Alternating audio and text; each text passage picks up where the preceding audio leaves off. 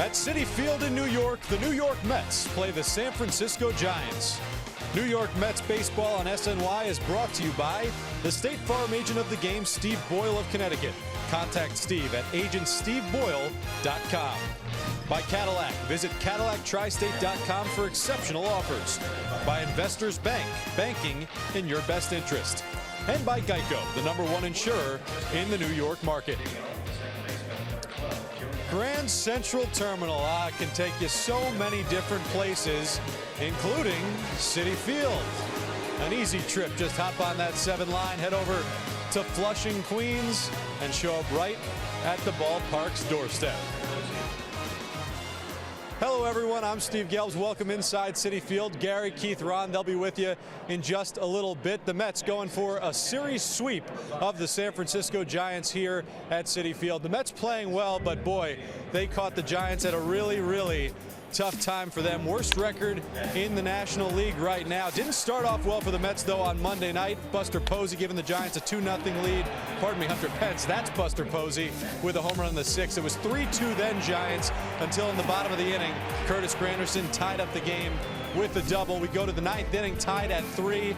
Neil Walker goes down and gets that one, driving it into the right field corner. First walk-off of the season for the Mets. They take that game 4-3. Then last night, Walker picking up where he left off. Big first inning for the Mets. Bad first inning for Eduardo Nunez. Walker in there with a triple. 2-0 Mets off Jeff Samardzija. Jose Reyes keeps the line going, makes it 3-0. And Rene Rivera, who's gotten off to a great offensive start to the season, he drives that one to straightaway center off the wall. 4-0 Mets. That would be all they would need because Zach Wheeler looked as good as he's looked all season. Struck out 4, better command, only 2 hits, gave up 1 run over 6. The Mets win 6-1, now 8-3 in their last 11 games, back to 500. Looking to go a game over 500 today for the first time since April 19th. They will do so potentially off the back of a newcomer, Tommy Malone, who gets his first start for the Mets. Just picked him up off of waivers from the Brewers 3 days ago. Malone not off to a great start this season, an ERA over 6, but did have a decent final start for the Brewers, giving up just 1 run to the Chicago Cubs. He'll be opposed by right-hander Matt Kane. The numbers don't tell the whole story. Matt Kane, an ERA close to 5, but really he had been pretty good until that start Friday against Cincinnati. 9 runs in 3 1/3 to balloon that ERA up. Mets, Giants, people still making their way in from the 7 line. It's all coming up on SNY.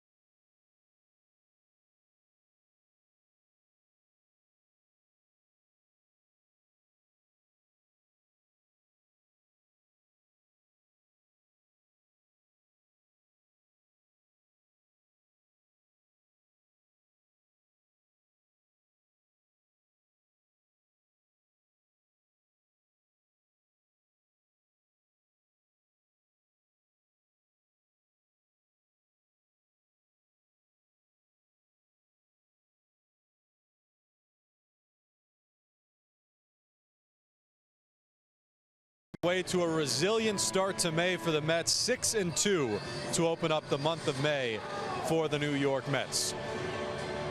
Get to Citi Field on Friday, May 19th, when the Mets play the Los Angeles Angels at 7:10 p.m. All fans in attendance will receive an up-the-middle Neil Walker and Asdrubal Cabrera t-shirt, courtesy of M&M's. For tickets, visit Mets.com/Free Shirt Fridays. It's now time for the Unlimited Baseball Break, brought to you by T-Mobile. 6 teams scored 4 or more first-inning runs yesterday, tying the highest total on one day in MLB history. The other 2 days were both in 1890, a long time ago.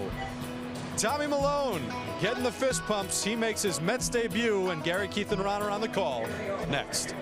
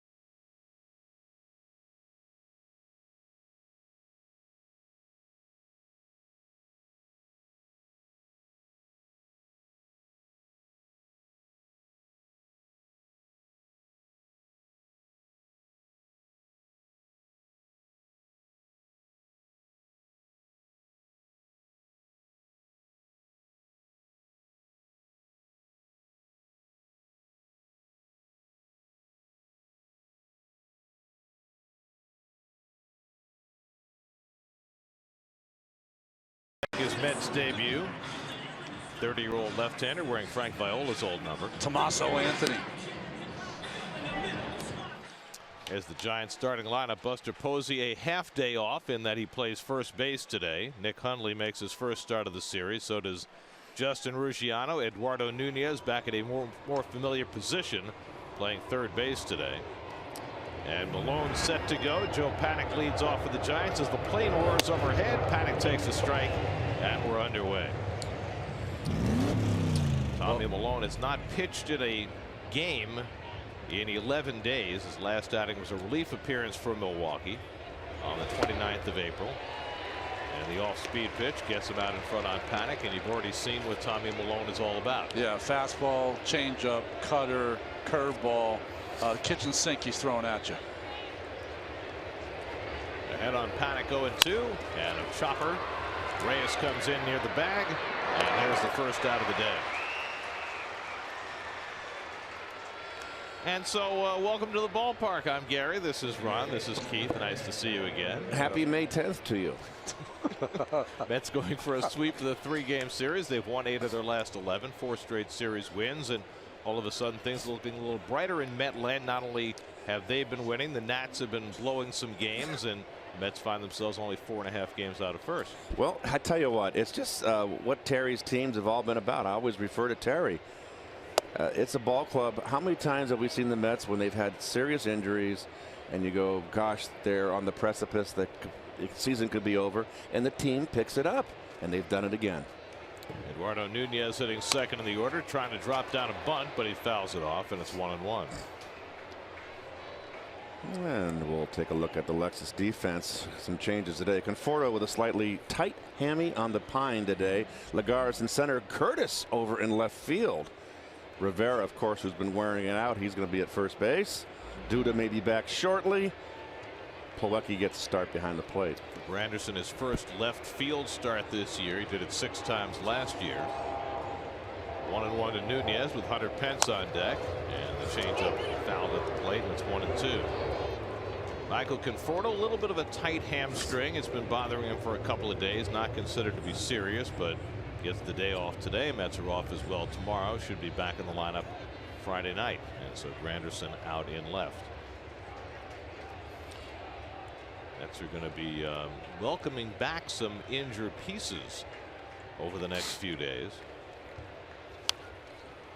Lucas Duda should be back with the team in Milwaukee this weekend. He's homered each of the last 2 nights on rehab, coming back from the elbow injury. And Asdrubal Cabrera should be back in the lineup Friday night. Took 1 more day today just to get his leg feeling better. His thumb's doing fine. Had a pinch hit single last night. And Malone runs the fastball inside 2-2. So some decisions are on the horizon for this team, because you got a lot of people playing very well right now. And all of a sudden the lineup will be a little more crowded. And the changeup strikes out Nunez, and Malone has retired the first 2. Well, if you have to break in after not pitching in 10 days, this is the lineup to break in against. They just, you know, the San Francisco Giants, their lineup is compromised right now. They have a lot of guys out themselves. And those that are in there outside of Posey are struggling. Pence is really looked bad last night. You know, he's just in a period right now where he's not swinging the bat great. But he was flying out last night and just did not have a good night. And you can ill afford your big hitters not to perform when the team is struggling offensively. That's just 6 for his last 40. But he's a guy who's given Malone trouble in the past. 4 for 6 with a home run against Tommy. That's got Tommy Malone on waivers from the Brewers, but he was in their rotation in April with some injuries to their starting pitchers. Remember, Junior Guerra got hurt opening day. Matt Garza was out. And Malone's last start was a good one. He pitched 5 good innings against the Cubs, only 1 run. But then when Garza returned, they shoved him to the bullpen. Golden Gate. Very nice. Kind of like the skyline socks the Mets have been sporting. Trying too hard there, old fashioned. That changeup from Malone looks like a great pitch early in this game against the right-hand hitter. 2-2 to Pence with 2 out. And he goes back to the changeup to strike him out. Strong beginning for Tommy Malone. 1-2-3 with a couple of strikeouts. Mets go up against Matt Kane in the bottom of the first when we come back.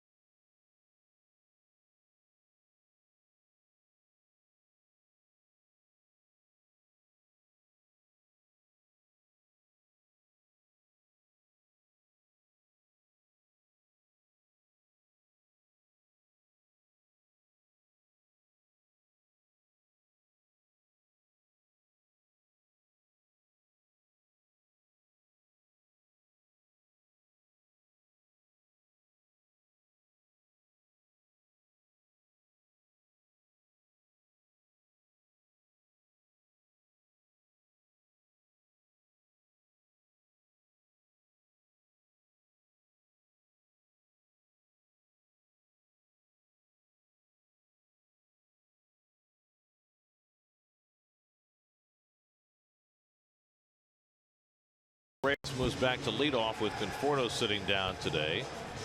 TJ Rivera has been red hot. Kevin Plawecki gets his 3rd start of the year.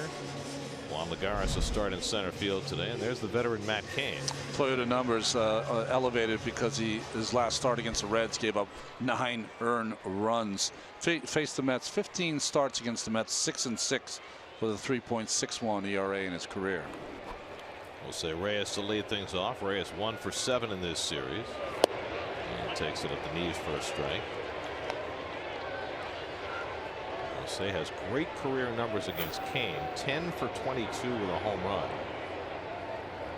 The highest batting average of any player who has at least 20 at bats against Matt Kane.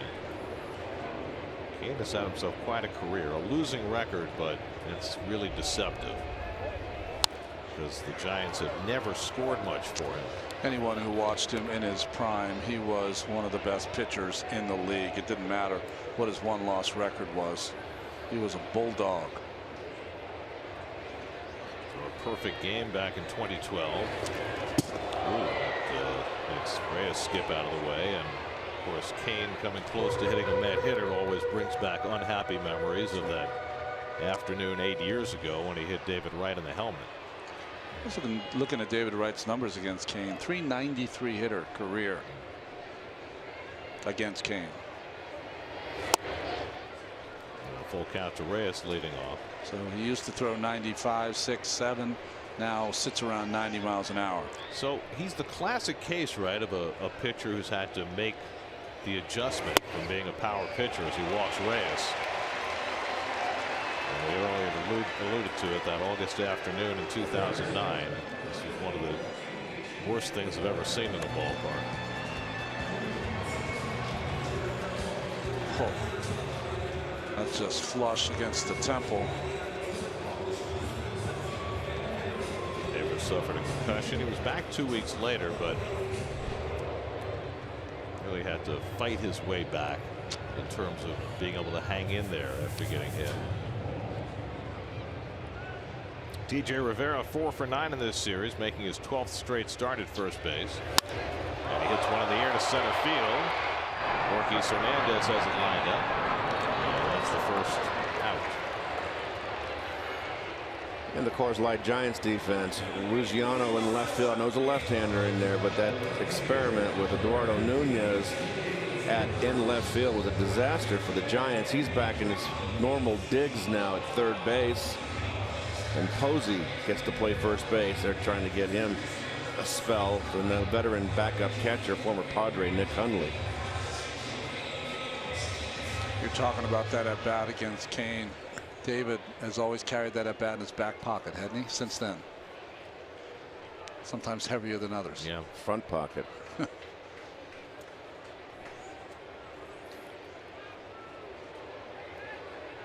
Here's Jay Bruce, 2 for 9 in the series. Giants shift against him. There goes Reyes. Hundley makes the throw. It's a good one, and Reyes beat it anyway. A one-hop throw. Arroyo put down the tag. Looked like a close play, but Reyes ruled safe. His 4th stolen base of the year, and we'll see if the Giants challenge. The ball beat him, but he tagged in between Reyes's arms. But the problem with a short hop, watch, he have to come up to get it and then come back down. And I think he probably got his hand in there. That's a good call by Sherwater. Real good. No challenge by the Giants. Clearly got the hand in before the tag hit him. There's a little brush on that top of the forearm. You think? Close. It made it closer than I thought originally. 4th steal of the year for Reyes. So a runner in scoring position for Bruce. Mets have been making a habit of scoring in the first inning. They've done 8 of their last 9 games. Last night putting up a 4 spot in the first inning. You see, Kane has always been a guy that you can run against. And right now tied for the league lead in most given up. I swear, if you just come to the ballpark day game after night game with some energy, you can win half the games. More than half the games.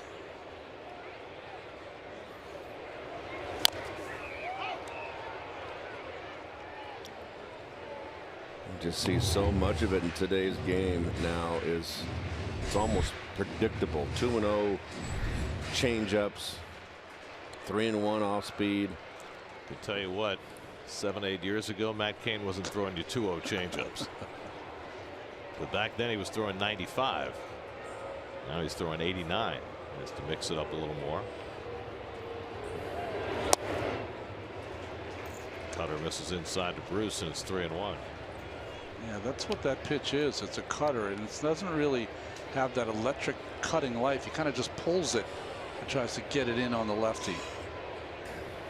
Jay's done well against Kane. 8 hits and 19 at bats. Neil Walker waits on deck. And that's ball 4, and the Mets have 2 men on. So a couple of walks in the first inning for Kane, and that's kind of been his mode this year. He's averaged almost 4.5 walks per 9. You mentioned the Mets have scored in the first inning 8 of the last 9. Did you see the note that Steve had during the open today? There were 6 teams last night that scored 4 or more runs in the first inning. That had not happened in one day in Major League Baseball since 1890. Wow. There were a bunch of fast starts, and the Mets hoping for another one today with Neil Walker at the plate. Neil's driven in 4 runs in this series, including the walk-off on Monday night, and Kane continues to miss up and away with that fastball. Jose's going to have to be a little careful at second base. Arroyo, the rookie, is looking to get in behind him, so maybe put a play on daylight with Matt Kane. Arroyo hoping that his pitcher pays attention, because twice in this series Arroyo has run to the bag and the pitcher has thrown the ball home.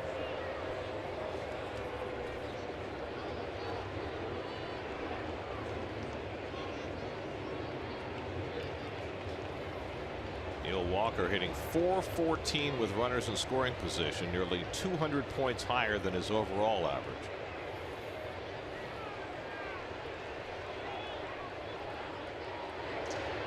See, the rookie Arroyo, you can't fake like that. It's obvious that Reyes is off the bag enough to put the play on. Kane wants to put the play on, so do it. The more you fake it, the more irritating it is for the pitcher.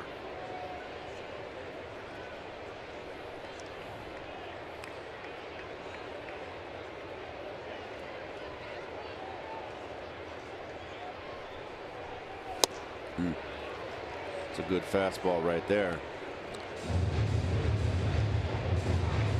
Well, the Mets, who were at the bottom of the league last year, through the first 5th of this season, at the top of the league with runners in scoring position.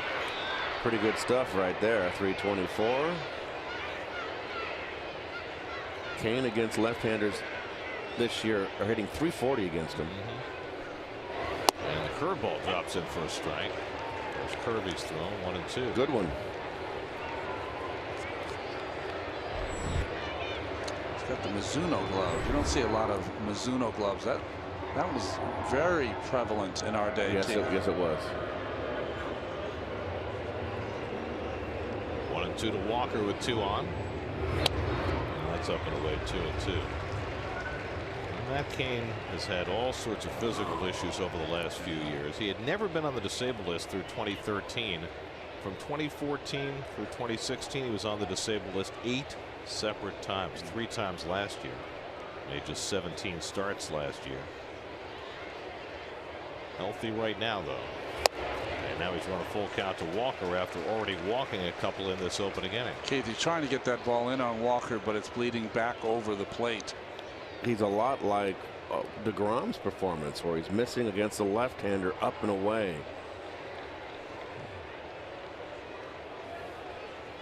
DeGrom was able to muddle through the other night. 3 and 2 with 1 out. Runners not going, and the curveball fouled off.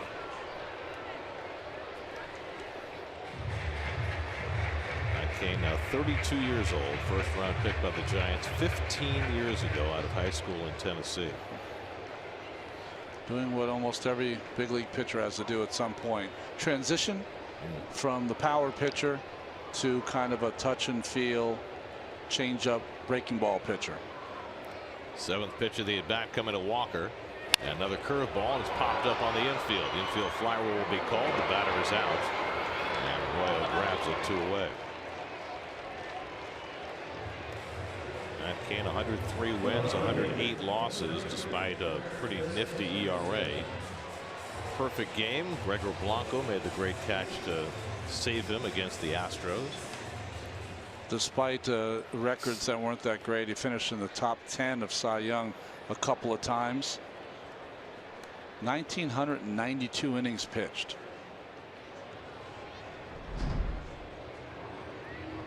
Now Granderson with 2 out and 2 on. Curtis has 1 hit in this series. It was a pinch hit double. It has been a real slog for Curtis, getting untracked. He gets one in the air down the right field line. Back toward the corner goes Pence, and the ball hooks and goes foul.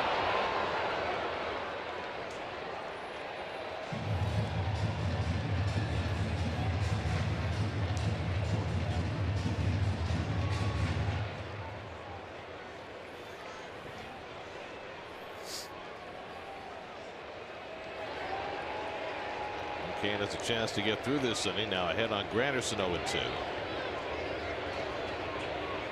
And Curtis pops that one foul back out of play.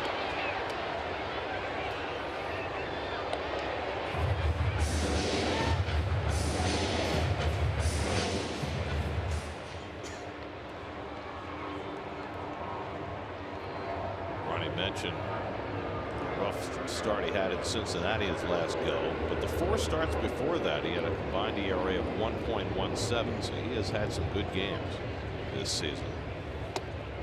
Anderson lays off the curve and it's 1-2. Jim Reynolds, the crew chief, working at third, calling the check swing. Reyes at second, Bruce at first with 2 out.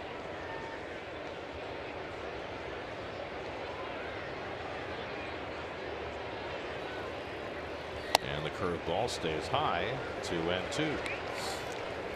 Ryan Knight calling the balls and strikes today. Lance Barrett, Stu Sherwater, who made that call at second on the steal, and Jim Reynolds, the crew chief.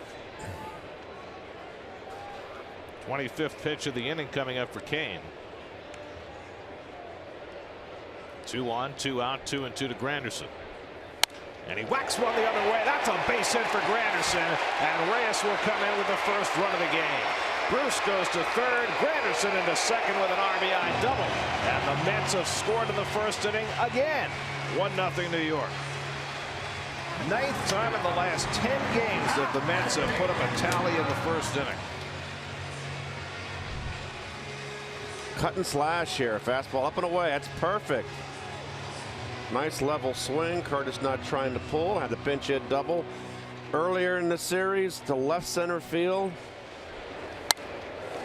Reyes can just take it easy coming on in. And Bruce is going to have to chug a lug. Racky tack to chug a lug. Roger Miller. That's right. Interesting visit, right, from Rigetti with a veteran pitcher out there in the first inning. He must have seen something mechanical. Well, especially on the heels of his last start when he had all sorts of trouble. Walked 6 batters and 3 1/3 in that game. Didn't give up an extra base hit, but gave up 10 singles in 3 1/3. He's given up an extra base hit now, and the Mets have a chance to tack on with Wilmer Flores at the plate. Kane will use the full windup. And Flores takes a curveball for a strike. Wilmer, in 6 games since coming off the disabled list with that staph infection in his knee, is hitting .316. And he started to get some hits against right-handed pitching. Knee-high fastball for a strike, 0-2. Pence playing a very deep right field. We talked about it last night, how Flores likes to kind of punch that ball to right field. You can play, it's the one position in the outfield you can play him in. Little dribbler back to Kane. And that retires the side, but the Mets score first. Granderson with the 2-out double drives in the first run of the day.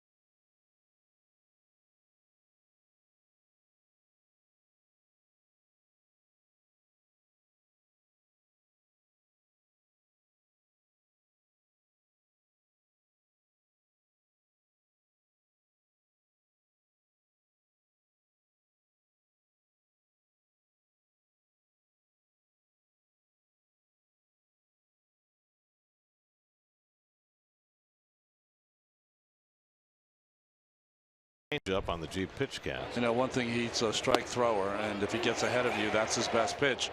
The changeup that he struck out Nunez and Pence on. This is a really beautiful opportunity. As you see the grip, he really chokes that in the back of his hand. No daylight like a lot of the Met pitchers, right-handers that we've seen. All the guys that throw in this rotation throw 95 plus. He's left-handed. He dipsy doodles a little bit, takes a little off. Perfect opportunity within this rotation for Malone. Buster Posey, 4th in the National League in batting, and he's homered each of the last 2 nights. There's the breakdown on Malone. That's through his career.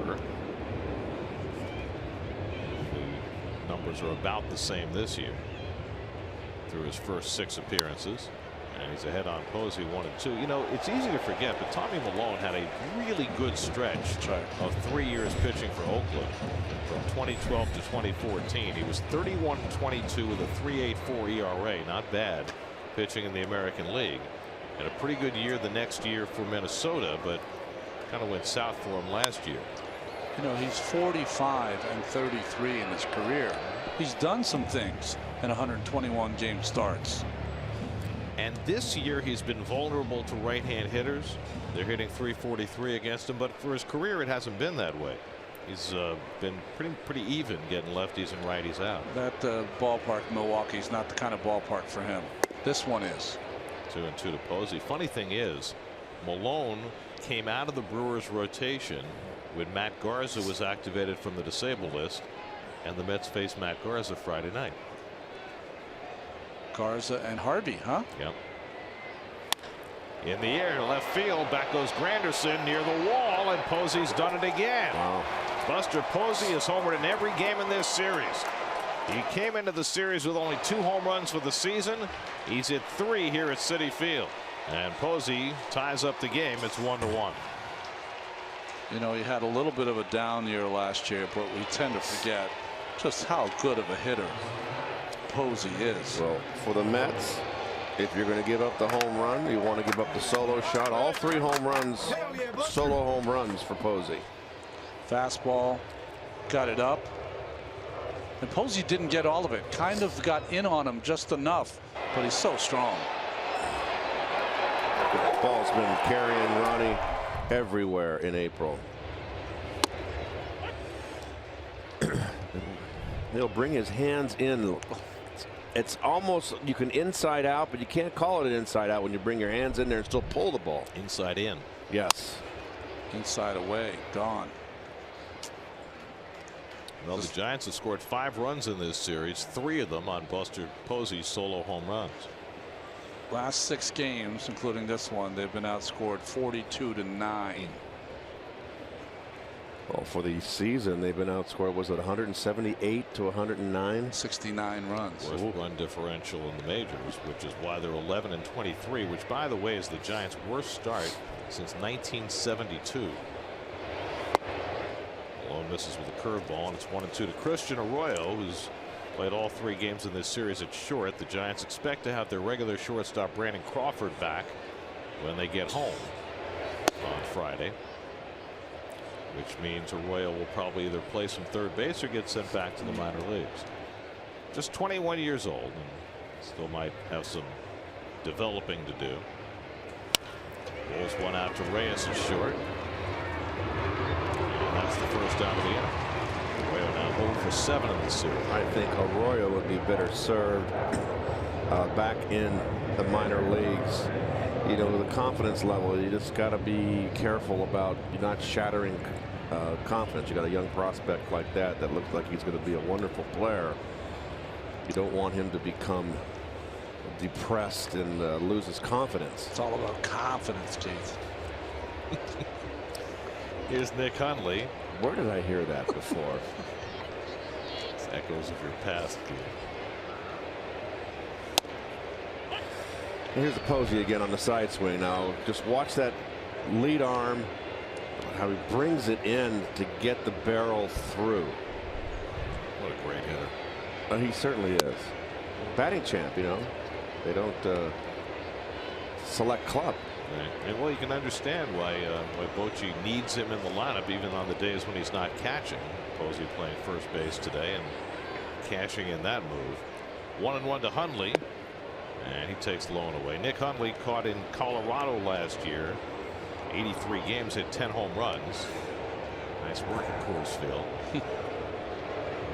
Has not hit a home run this year, hitting .207. And Malone was the curveball in and probably stopped the swing. 3-1. Hundley's always just been a guy with some pop, not an average hitter. Started out in San Diego, went to Baltimore, then last year or so in Colorado. And he's on with a 1-out walk. Gary, what was that stat that you gave worst start for the Giants since what year? 72. So 72. Their opening day lineup was Willie Mays, Fuentes, Henderson, McCovey, Bobby Bonds, Kingman, Healy, Spire, and Marichal. By the Good way, lineup. By the way, Willie Mays that year was met by the middle of May. That's right. Well, they added Mark Melanson to the disabled list, joining Bumgarner, and Crawford should be back soon. Span is probably just a few days behind him. Big cut by Justin Ruggiano, the former Met. Ruggiano getting his second start since being called up. 35 years old. Now with his 8th different major league team. He had a nice little run for the Mets. Played 8 games last year. Hit .350 with 2 home runs, including a grand slam against Bumgarner.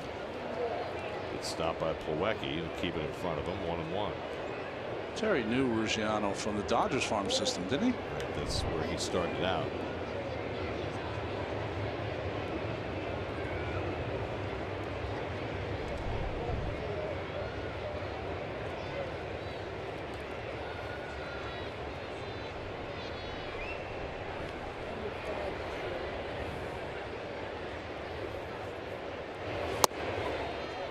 Malone runs one inside. It's 2-1.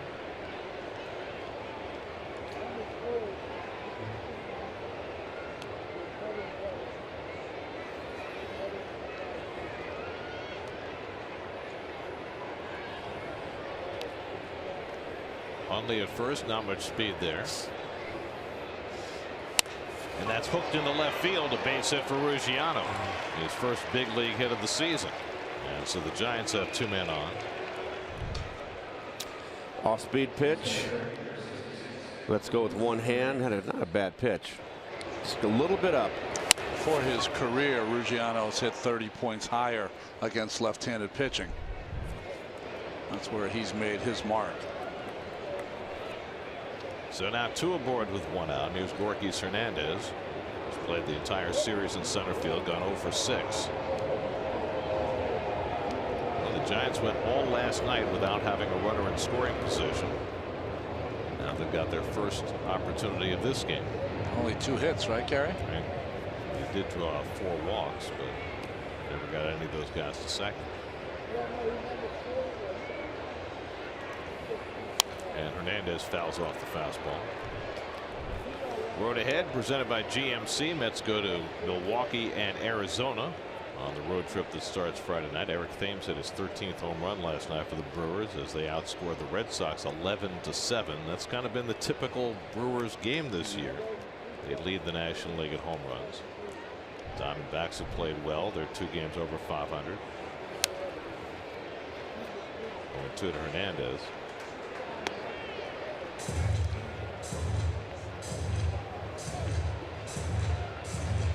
And Ronnie gets a week on the sideline. Yes.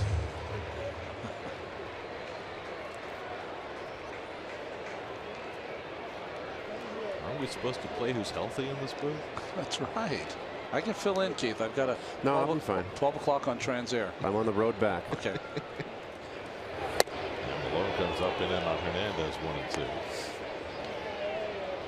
You know, you and Milwaukee don't always agree. I know. That's where I know. I hear you. And Eddie Coleman's not on the trip, so Stay away from the cheese curds. That's what my advice would be. the bratwurst is okay. Hundley at second, Ruggiano at first with 1 out. 1-2 from Malone, and Hernandez fouls back the changeup. A lot of pitches in the middle of the plate this inning from Malone. Matt Kane, who's not much of an average hitter but can take you deep, is on deck.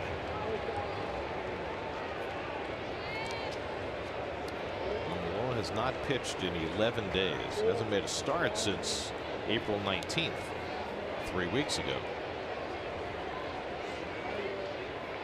And the curveball lifted along the line. Foul. Anderson either didn't see that ball or thought it was going to be foul all the way, and it came pretty close to the line because he did not react to that ball initially. Playing a little deep for Hernandez. Doesn't have a lot of power. Broke his bat on that last foul ball. Tommy Malone was a teammate of Lucas Duda, right, Gary, at University of Southern California. Ian Kennedy was on that pitching staff as well. The manager was Chad Kruder, who's now the manager of the Port St. Lucie team. Chad, a long-time big league catcher. I always remember him for his fight at Wrigley Field. Remember the Dodgers bullpen almost went in the stands. And Malone comes upstairs to strike out Hernandez, his third strikeout of the day. Boy.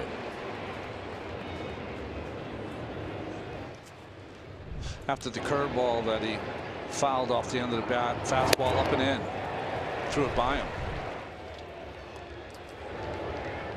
So 2 out and 2 on, and now Matt Kane, lifetime 119 hitter, but 7 home runs in his career. He's from the school, swing hard in case he hits it, and he's strong kid.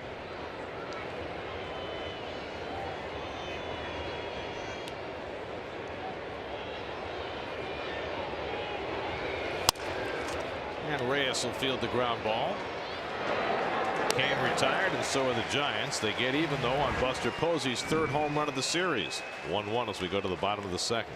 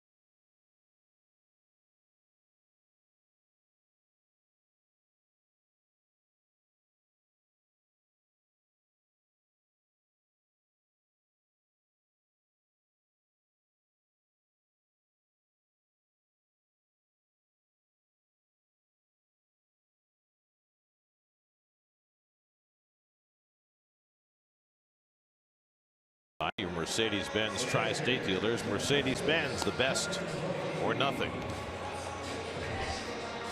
MLB.TV Premium is back and better than ever. Watch every out-of-market regular season game live on over 400 supported devices. Plus, get a free subscription to At Bat Premium. Blackout and other restrictions apply. Visit MLB.TV for details. Squeeze in our Verizon trivia question. Tommy Malone hit a home run in his first career at bat. Who was the last Met to hit a home run in his first career at bat? The last Met. Last Met. To do it as a Met. Doesn't have to be a pitcher. Not even someone though it's who's Tommy now Malone. wearing a Mets uniform who might have done it in another uniform. I think I know who it is. I know the first one that I witnessed was Mike Fitzgerald in 1983. Fitzy. First at bat in Philadelphia home run. First Met ever to do it was Benny Ayala. Oh, I remember. Okay. I think 1974, if I recall correctly. Not sure who the last one was, but it's one that was very memorable because it was a leadoff home run in the first inning on opening day. Yeah, you've spoken of it a few times on our broadcast. That's why I think that's who it is. In Atlanta. But Fried is, you know, Dave Fried's real strength is shaking his head no when we're talking about stuff. Nice slide and grab by Gorky Hernandez, and Kevin Plawecki's retired for the first down in the home second. Sliding catch. Slide for effect as much as anything. Really goes to show you, though, how depleted the Giants are. Gorky Hernandez is their 4th outfielder, and he's starting every day. He might even be their 5th outfielder. Well, Jared Parker's out. Denard Span is out. Here's Juan Lagares making his 7th start of the year, with Michael Conforto on the sidelines today with a bit of a tight hamstring. I thought they came into spring training with Jared Parker and Mac Williamson were going to be the 2 guys that would get most of the play in left field. I have not heard anything about Williamson. Don't think he's hurt. No. He must be back in the minors. Dave will check that out, I'm sure.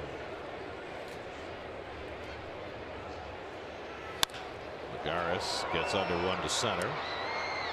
Another chance for Hernandez. 2 out. So let's answer the trivia question. Last Met hit a home run in his first at bat. We're thinking about Kaz Matsui in 2004. But Mike Jacobs I honestly was here for that in the Washington Nationals booth. You remember that he hit the home run as a pinch hitter in the middle of a blowout game. He was supposed to get sent to the minor leagues the next day. The only reason he was here is because Mike Piazza had some injury issues, but Mike was able to play, so they were going to send Jacobs back. And then Pedro Martinez lobbied for Jacobs to stay. The team went to Arizona, and he had an unbelievable series. You and I did those games. Off Esteban Loaiza, maybe that home run. Yeah, the first one. Yeah. Because Mike Jacobs, if I recall correctly, wound up hitting 4 home runs in his first 4 big league games. What year was that, Gary? 2005. It was the year before. Before, right. So I probably did that game with Fran Haley. Malone, who homered in his first big league at bat against Dylan G, strikes out in his first at bat as a Met against Matt Kane. Mets are done 1-2-3 in the second.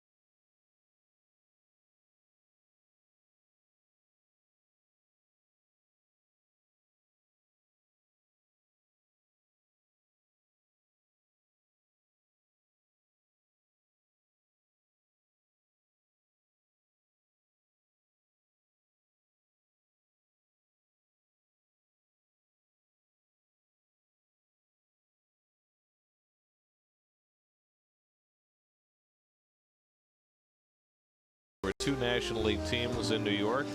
They both left at the same time. This was the last ever game at the Polo Grounds. So the last out. Fans running on the field, gathering dirt. Gary, did you gather dirt or grass In Not in 69? not in 1957 because I wasn't born yet. You were. I would have been ready to turn 4. So you were alive when the Giants moved to San Francisco. I'm sure it was a something you probably don't remember, but a very happy time for that community. I remember I started getting interested in like 1960. I don't remember much of the 50s in baseball. Of course, the Giants, when they first moved to San Francisco, played at Seals Stadium. Seals Stadium, yeah. That's where the old San Francisco Seals played, the Pacific Coast League, the Hollywood Stars. DiMaggio played for the Seals, right? Yes, he did.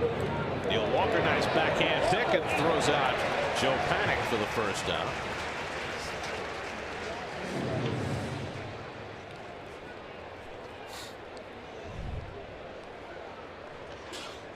Backhanded here by Walker, who doesn't plant and throw, just throws kind of over his shoulder on the run.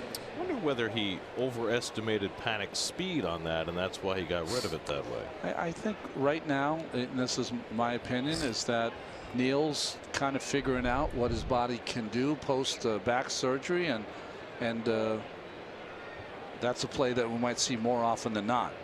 I think he's played enough second base to know that when you're going into up the middle like that, to plant it and throw, it takes a lot more time. He's made that throw in the run 1,000,000 times across his body. Nunez yanks one through the hole for a base hit.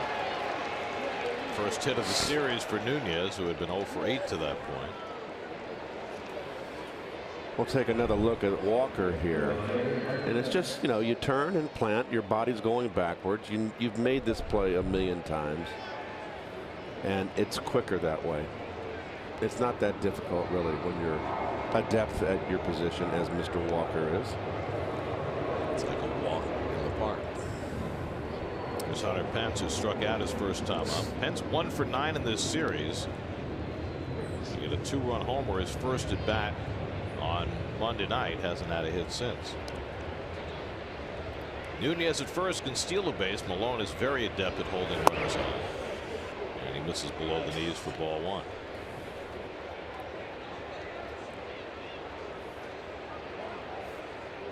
Tom terrific. That never goes out of style.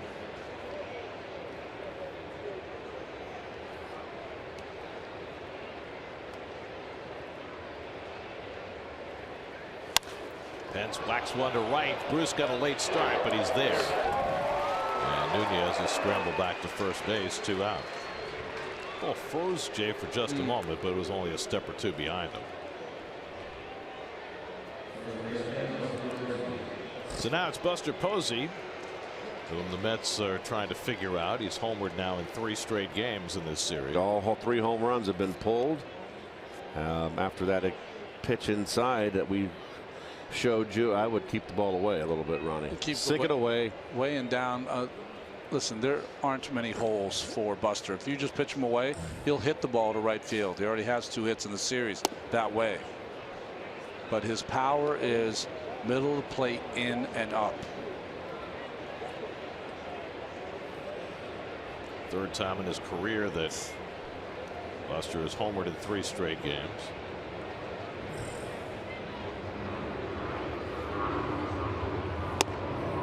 What's with the flight patterns today, boys? This is like Shea Stadium. Keith will be stepping out today. It's disrupting the rhythm of the pitcher. Thank you very much. Wow. Used to like the 8 o'clock flights. They start at 8 o'clock. They'd go for around 10 minutes. Nunez at first and 2 out. And Malone misses low and away, 2-1. That wasn't a changeup there. He kind of sunk that fastball away. Doesn't throw many 2-seam fastballs. He'll throw cutters in on the right-hand batters. Done that a few times already today.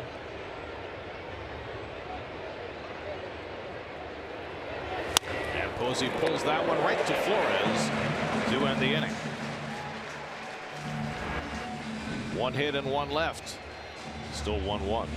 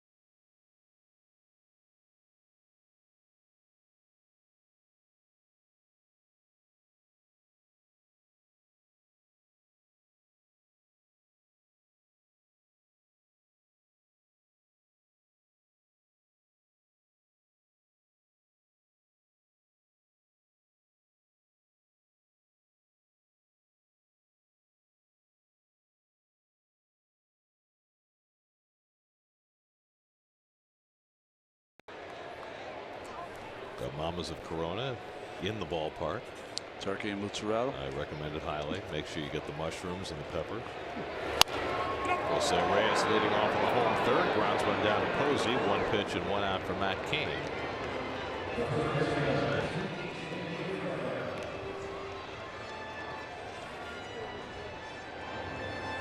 I wonder what T.J. Rivera's song is. It's that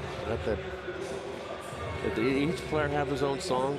Yes. I don't know what his song is. I've been trying to figure it out. He's got that horns in it, and Go next time he comes up, use your Shazam. TJ flied to center his first time up. So let me ask you guys this. Lucas Duda's going to be back this weekend. Asdrubal Cabrera should be back as well. TJ Rivera has done nothing but hit since he's been playing the last 2 weeks, and for that matter when he got to play last year. He breaks his back, runs one to Nunez, and that's the second out. What do you think the game plan is going to be with TJ Rivera going forward? well, we always mentioned in spring training before the injuries that Terry had a lot of depth in the infield, a lot of different parts that he can move around. Rivera certainly has been a plus offensively. I mean, Duda's going to play. You got Flores will probably platoon. When Cabrera comes back, are you going to sit Reyes? I mean, Reyes has been swinging a hot bat. I mean, it's going to be hard to keep Rivera in the lineup. I think he's going to be the one that's going to be sprinkled around to give Cabrera a rest, Walker a rest. Bruce cracks one to deep right center, headed toward the wall. It's out of here. Wow. Jay Bruce hitting it back into the bullpen to put the Mets back in front.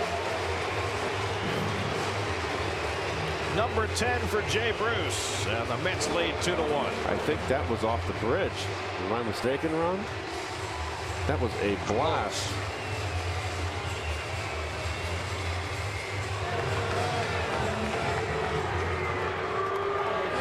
Strong man. There's no doubt here. Oh boy, right down a changeup down the pipe. That's what happens when you don't get that changeup down and away, and that's off the bridge. Nope, you're right, Garrett. Back of the bullpen. Either way you look at it, a bomb. Walker grounds one down to Posey. Kane gets over to cover. Sign retired. Mets being very aggressive in that inning, going after the first pitch against Kane, and it pays off for Bruce. He puts the Mets in front 2-1.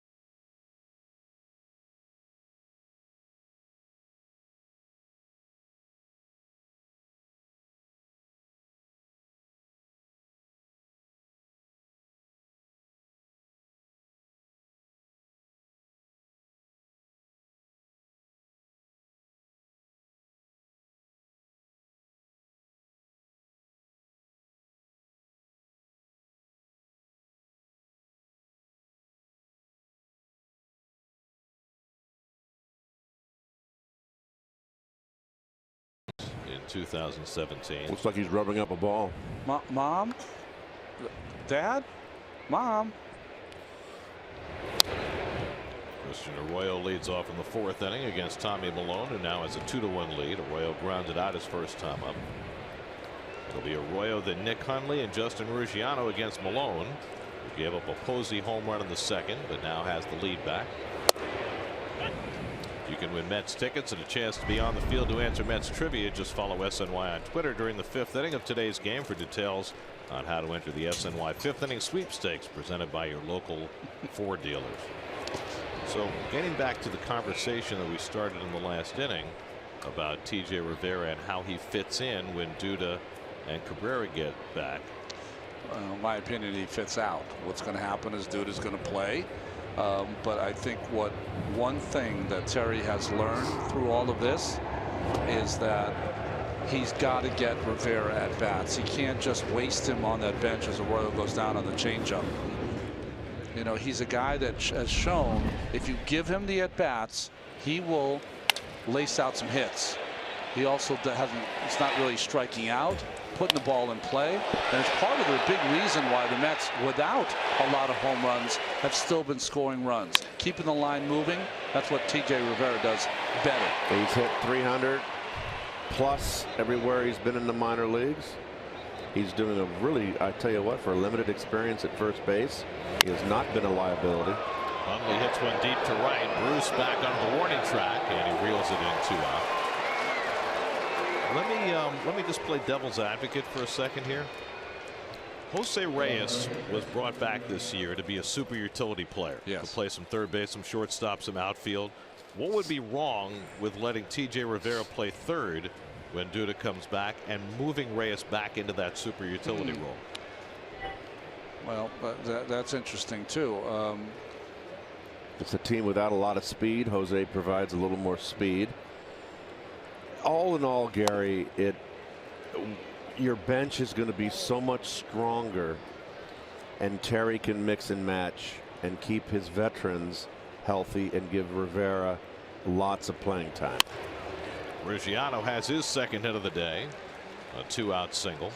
So I think that is the key, is that you know, once a week he's got to be able to give Walker a rest, fastball away right up the middle. He's got to be able to give Cabrera a rest. Duda against a tough left-hander, he shouldn't play, in my opinion. I don't think he's going to play against any lefties when you've got both Flores and you got Flores and Rivera. You got to get them in there, keep them fresh. Well, and I think the one thing you said that's absolutely true, Ronnie, is with Walker and Cabrera, and especially Cabrera now, he's going to need more time off.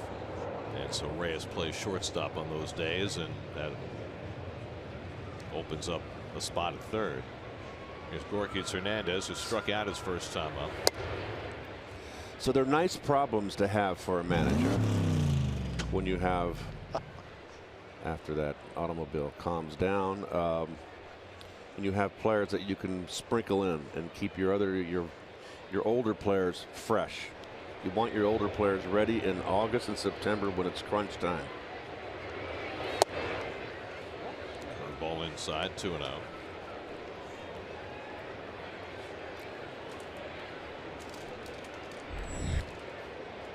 Kane would be next. Malone's given up 4 hits. He's walked 1, struck out 4.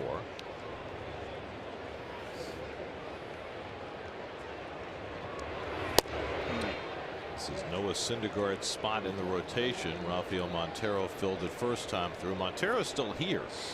The Mets sent Josh Smoker down yesterday when they reinstated Matt Harvey and kept Montero around just because they weren't 100% certain what they might get from Malone today. Montero would have been the long man. And there's ball 4. Now Hernandez on with a walk. Second one given up by Malone. Kicking yourself there, Ron, you're pitching to get the pitcher up, not big time, because Hernandez is a guy, if you make your pitchers, you feel as though he's not, even if he gets a hit, he's not going to hurt you. Malone is a guy that's, I think, averaged less than 2 walks per every 9 innings, so that's uncharacteristic. He had only walked 2 batters in 21 innings coming into the day. 2 batters already in this game. So now Kane, who grounded out to short on the first pitch he saw from Malone.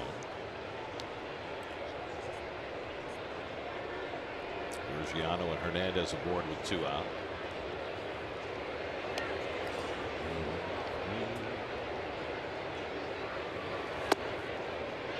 And the changeup to Kane to start him off. Interesting choice.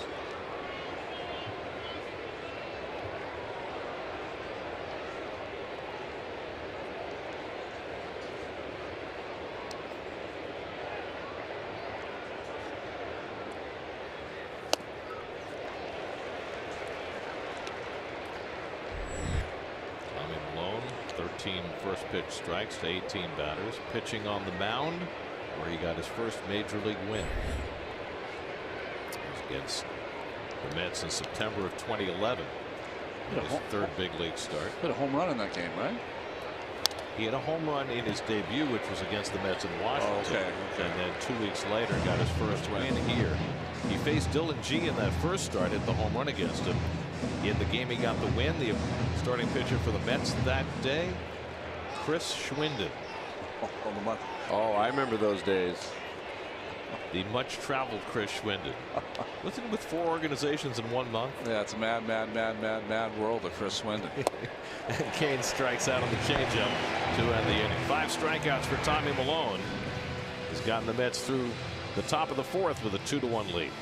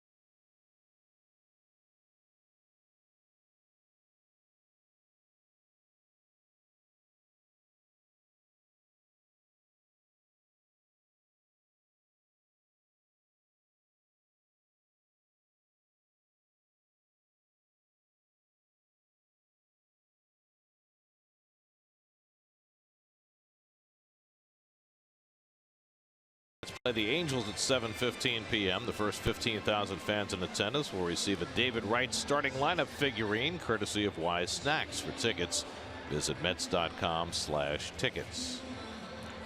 They're your team. Take them with you. Watch every SNY Mets game on the go on any device all season long with live streaming presented by Verizon. Just download the NBC Sports app or visit SNY.TV, your new home, for live streaming coverage of every SNY Mets game.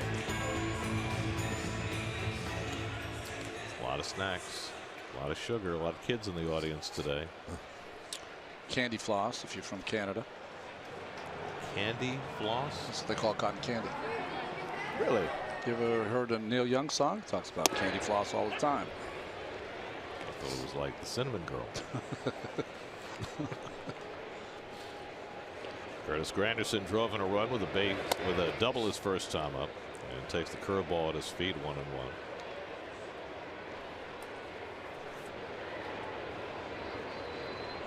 Boy, very demonstrative discussion here.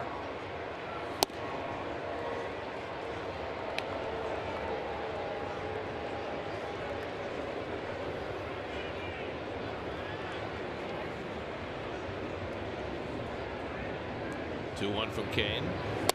And it's low and into Granderson. 3-1. When you're watching older pitchers try to get through innings, it's nice to see what they try to use on a 3-1 count. Sinker away. And it's off the glove of Posey. And Granderson is safe at first. And Buster Posey immediately says, my bad. Yep. Did not get in front. You play it off to the side like that. Lots of clank. Buster was an infielder, wasn't he, when he was growing up, like shortstop? Weren't you all? Yeah, I guess you're right. This is Buster's 104th career start at first base. It's his 8th career error at first base. So the Mets have a leadoff base runner in the 4th. And now Wilmer Flores will get a comebacker his first time up.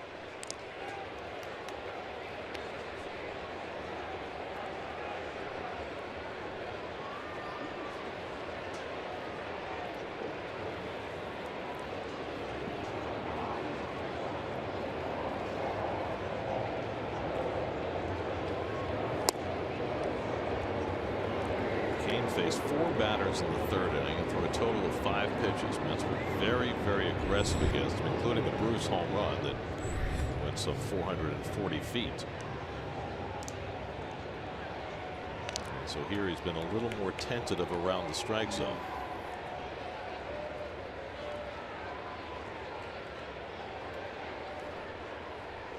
Which leads to an interesting question, Ronnie. You talked several times today about a pitcher who's older and doesn't throw as hard as he did earlier in his career.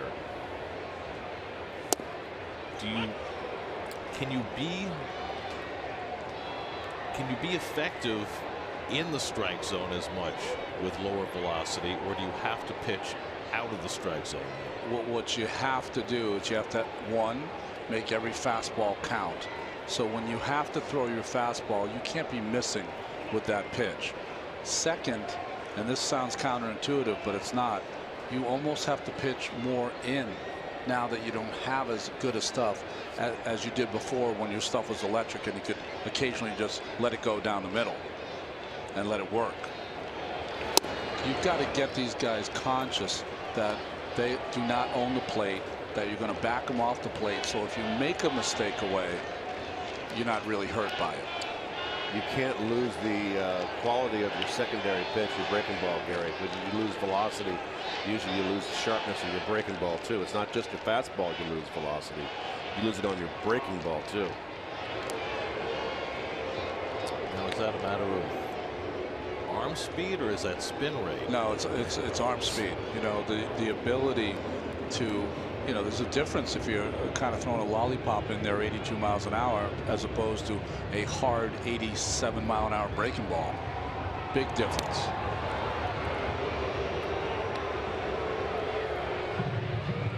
There's very few, Gary, low velocity breaking pitches I saw over my career that had real crisp breaks late and tight. You usually lose a little bit of that sharpness to the break.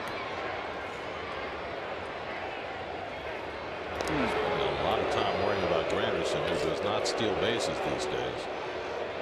Well, it's interesting. Hundley was calling the first few throws over. I don't know if he's still calling it or Kane is doing it on his own. And we mentioned Kane has been vulnerable to the steal. He's already given up 10 this year, including 1 today.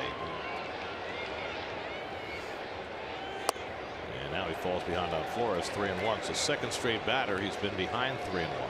Got to think he'll send Granderson here. And Wilmer, he's been keeping the ball away. I mean, what we've set up here now, just sit out there, and it's just situational hitting. Curtis is on the move. That's first and third. Ball to right field. And he takes one toward the middle for a base hit. Granderson pulls in at second. So the Mets have the first 2 men on in the bottom of the 4th. Fastball's up here. Got it on the outside corner, but up. You know, we always fall in love with result, but because Granderson wasn't running, if you scoot that ball over 3 feet to the left, that's a double play ball.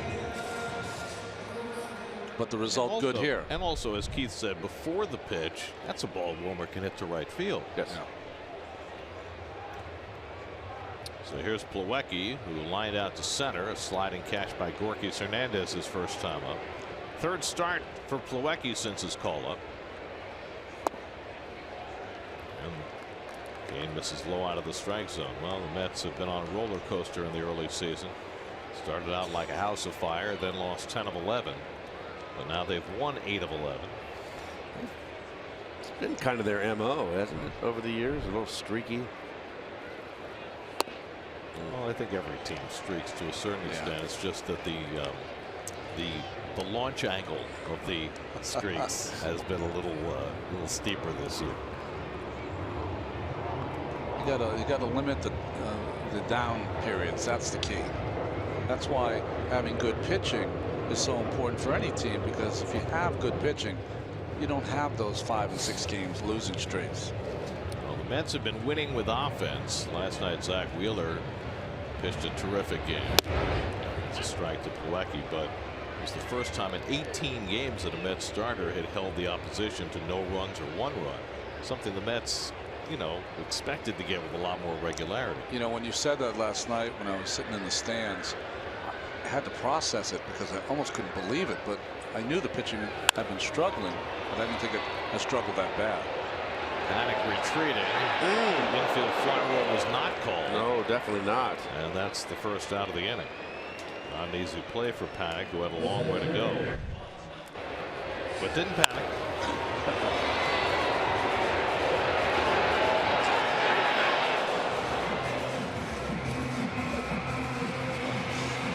He called it, and then he was like, oh, wait a minute, I'm calling it, I better catch it. If Gorkis Hernandez really wanted that ball, he could have come in and made that play.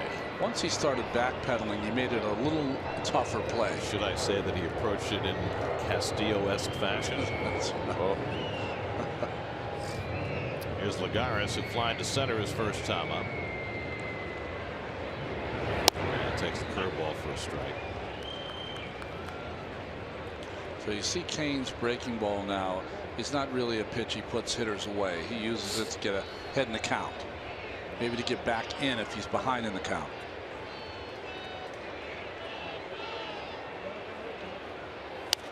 And Lagares gets jammed. Hundley out. Nunez in, and Hundley goes to get it for the second out. Good play by Hundley. Made it look easy.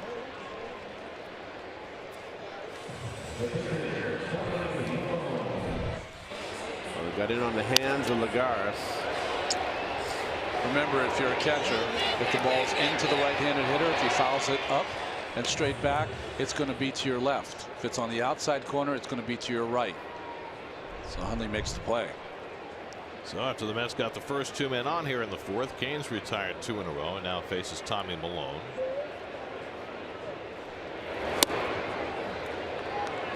Malone hit a 3-run homer on the first pitch he ever saw as a hitter in the major leagues 6 years ago. Hasn't swung the bat much since, spending a lot of time in the American League. The Nationals traded him after that first year in the big leagues. That's grounded toward the hole. Panic can't get it. Base hit. Here comes Granderson. The throw by Pence is not in time.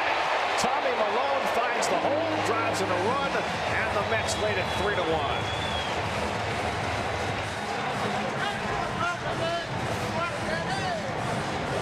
Well, the error cost the Giants. Changeup? Run? A little changeup, it looked like. To a pitcher? Gotta be kidding me. Well, Grandy with 2 outs can run. Still runs well. I want to see what Wilmer was doing back there. That's on the back end because the throw's over the cutoff man's head. First hit of the season for Malone. Reyes grounds one. Panic knocks this one down. Recovers in time to get Reyes. And that retires the side. That's got an unearned run in the fourth to expand the lead. Malone drives it in. It's 3-1 New York.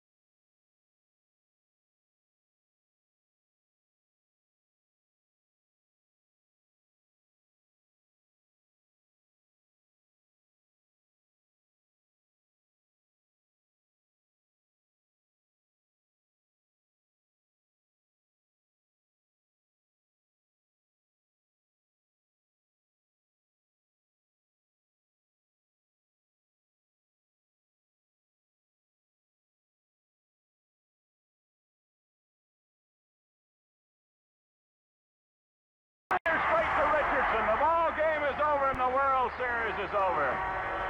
Willie McCovey hit it like a bullet. A line drive right straight to Bobby Richardson at second base. Ralph Terry, right? 10 feet to the right, 10 feet to the left. The Giants win the World Series. But Willie McCovey lined it right to Bobby Richardson. 2 left in scoring position. And there's your quote of the game, presented by Investors Bank, banking in your best interest. Bobby Richardson saying it's like Mantle used to hit. Looked like a base hit, but it came right to him. Who were the starting pitchers? That was a 1-0 ball game. Whitey Ford on the 7th game? Ralph Terry. Terry. 4-hit shutout. Yep. Well, that's right. Panic leads off in the 5th inning, takes a strike from Tommy Malone. Mets now with a 3-1 lead. And Malone starts his 3rd time around the batting order. Panic has been up twice, grounded out both times, and he lofts one out to right. Bruce got a late start coming in. He's having trouble seeing the ball out there today, but he found it, and that's the first out. It's the 2nd time he's had a slow reaction to a fly ball. 5th inning brought to you by your local Ford dealers. The Buy Ford Now sales event is on. For huge savings, go to buyfordnow.com. It's one of those sneaky sunny days. Yeah. It's a little hazy. The sun peeks through a little bit at a time. And right field is the Sun Field at Citi Field. Is Milwaukee cold, Gary? Milwaukee's Cooler. cold. Okay, so roof closed. I don't know. It's, you know, they're hardy folk there. They are hardy. In Wisconsin. Yeah. They tailgate when it's 20 below. And That's right. so I don't know when it's 55 degrees whether they keep it open or closed. I would prefer closed. Me with too. my bronchial condition. I do believe when we get to Arizona, where it's supposed to be unseasonably cool, in other words, in the 80s rather than in the hundreds, that'll be open. Oh, that would be nice. That'll be fun. That would be nice. Great for the hitters. And I think they're opposite. I always think that when the roof's closed in Milwaukee, the ball travels better. Right. When the roof's open in Arizona, it travels better. Well, we've already told one Kaz Matsui home run story. The other Kaz Matsui home run story was they played a game in Arizona. Randy Johnson started. Matsui led off the game with a home run that went into the first row with the roof open. They closed the roof because there was some threatening weather, and the Mets won 1-0.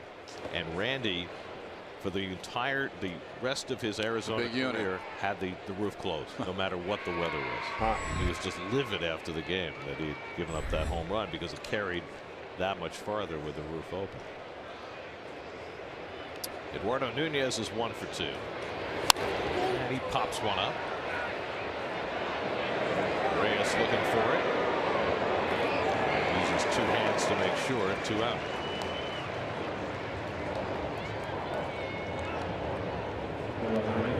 Malone so far, you know, he's doing enough pitching in. That was a fastball in that Nunez popped up to open up that door for his changeup away.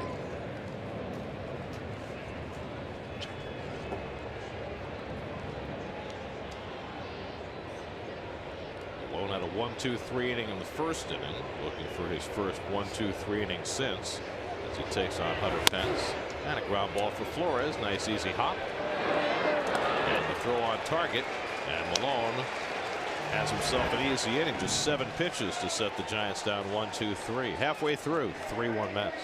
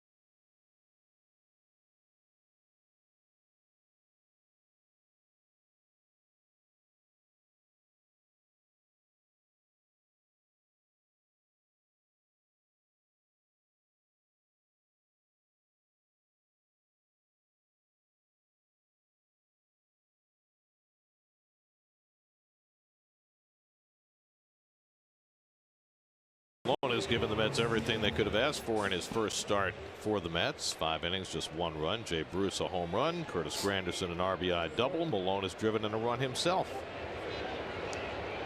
There's the big city. Burrow next door. T.J. Rivera leads off and takes a strike, and we check in with Steve Gelb. Steve? Gary, as we've talked about T.J. Rivera's success, we've also talked about how atypical his approach is. Doesn't really control the strike zone, a very aggressive hitter early in the counts. And speaking with T.J. about it, he's just very, very adamant about his belief about what works for him. And that's the theory that, especially at the major leagues, you might only get 1 good pitch in an at-bat. So if that's the first pitch, you better be ready to hit it and swing hard.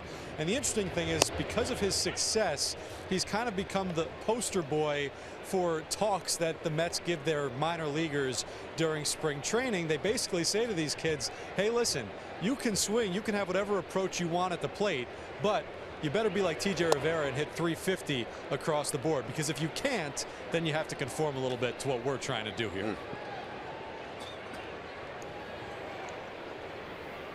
Well, he's also the poster child for anybody can make it. The looper behind second, and Panic retreats to get it. I mean, if you can make it to the big leagues as an undrafted free agent, anything is possible. If he needs any reinforcement in that area, he's got the word believe inside his helmet. A lot of times belief in yourself is all you have. And fits right in with this franchise. That's right. Oh, yeah, that's right. You gotta believe. Right. Tugger. Here's Jay Bruce, who hit a long home run his last time up. Second time this year he's hit his 10th home run of the year. That's right. I just took the words out of my mouth. And the other one was a bomb too, right? This one will count. This is now an official game.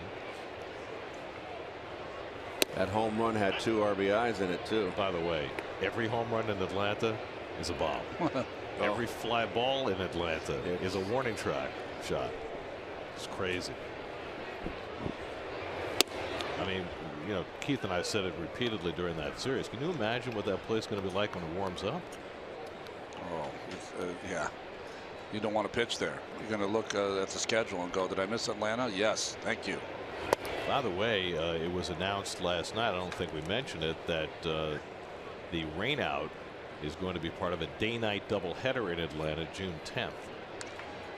Hey, Ronnie, I'd like to help you, but I'm not on the schedule.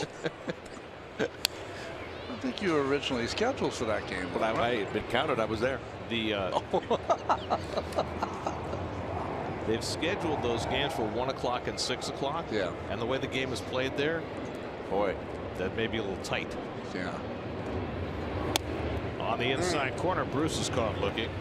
And Kane has his 2nd strikeout of the day. Boy, that's the best inside fastballs he's had all afternoon long. I think great tail on it. He's got to have confidence to be able to do that. Ron, you can't live on that outside corner. Particularly on the left-hander.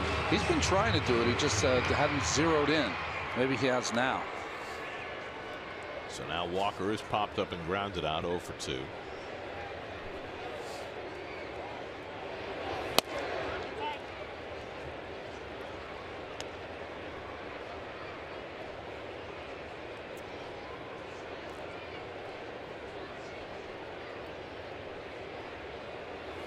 Be very interesting to see what happens to Matt Kane next year. He spent his entire professional career with the Giants organization, but he's in the last year of a 6-year, $127 million contract. Take that to the bank. There's no way they're going to pick up his option for next year. So this is very much a contract year for Kane in terms of, you know, maximizing his opportunities for next season. Well, I think that, you know, when you've had a wonderful contract like that, what you're using this year is to see if you can still be really effective in the major leagues. If you're not really effective, then you can make a decision to take it to the house. That pitch right there will keep him effective. Yeah, but who wants to leave when they're 33 years old? Well, you know, that's of their own volition. Right. That's how it happens. You know, 33, 34, 35. Those are the days. The Grim Reaper comes. And then there's Bartolo Colon, Well, for whom the Grim Reaper might never arrive. well, right now he's ringing the doorbell. I understand that. He's 2 weeks from 44 years old too, so I think he's already, overstayed his welcome. It doesn't mean he doesn't have more left, though. And Walker strikes out to end the inning. Third strikeout for Kane as he sets the Mets down 1-2-3 in the bottom of the fifth. On we go to the sixth. 3-1 New York.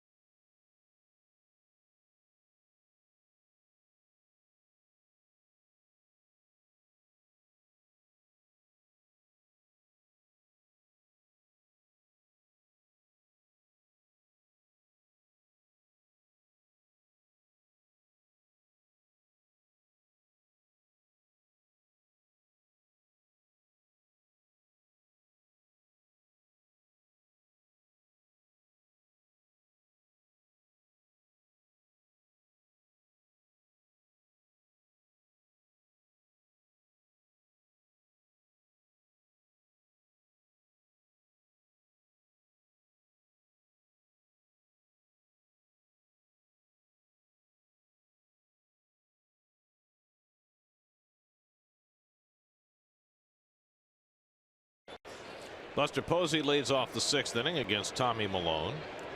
Posey has homered today, as he has in every game of the series. He takes the changeup for ball one. Tommy Malone has turned in 5 solid innings, allowed a run on 4 hits. Posey's home run the only blemish.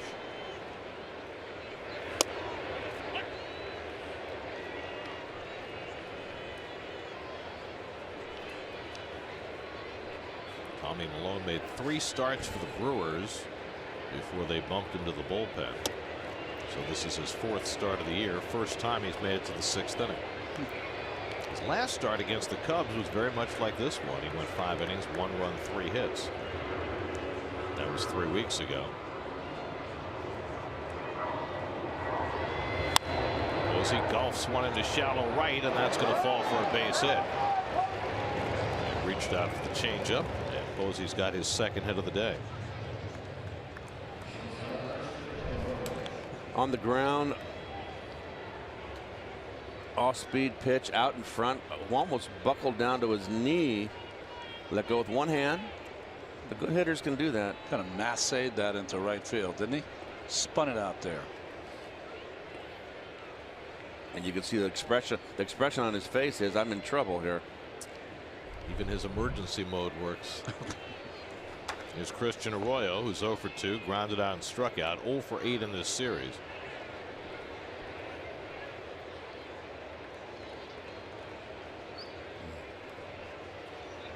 Tommy Malone making his Mets debut. Started out with the Washington Nationals, went to Oakland in the Gio Gonzalez deal. Grenada Hills, that's John Elway territory. Went to, Granada Hills high school.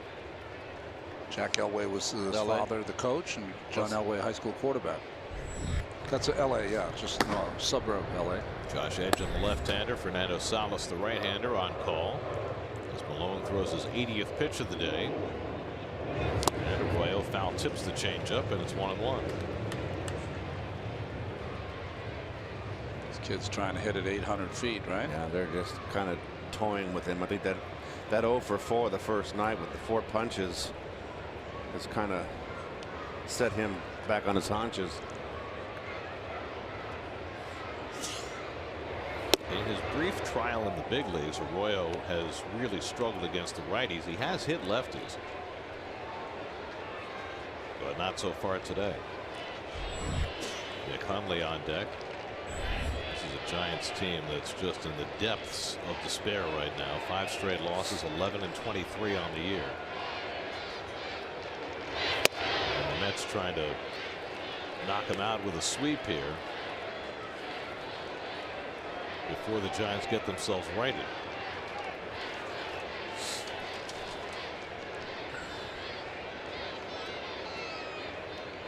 Now Malone behind in the count, 3-1. And Arroyo takes a changeup for a strike. 3-2. Classic Malone there. 3-1 count. Little changeup to get it to 3-2.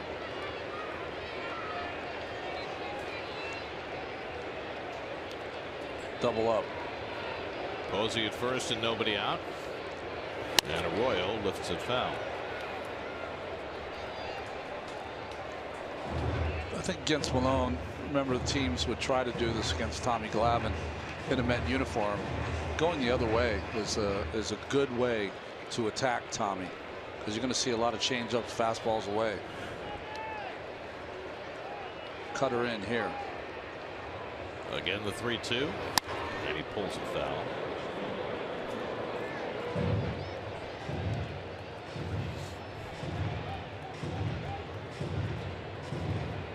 Hey, Rivera working with Tommy Malone.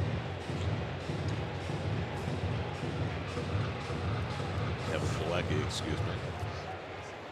First time they have worked together. It's got to be an interesting introduction, that first time you catch a guy, especially a veteran pitcher. 8th pitch coming to Arroyo, and he fouls one off his leg.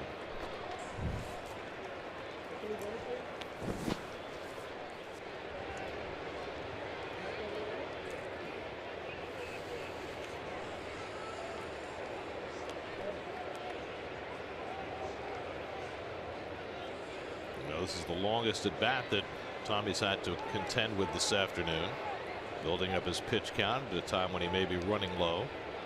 9th pitch coming to Arroyo.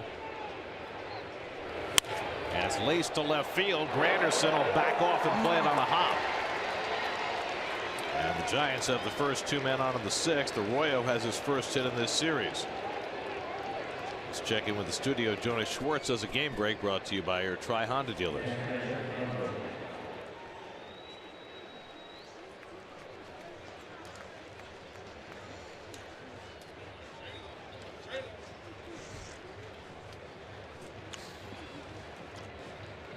Walter has done a nice job for the Phillies. Meanwhile, Tommy Malone's day is done after 5 innings plus. Barry Collins will send for the bullpen, and Fernando Salas will come in to try to protect the 3-1 lead. Call to the bullpen brought to you by Verizon. Nice Mets debut for Tommy Malone as he takes his exit.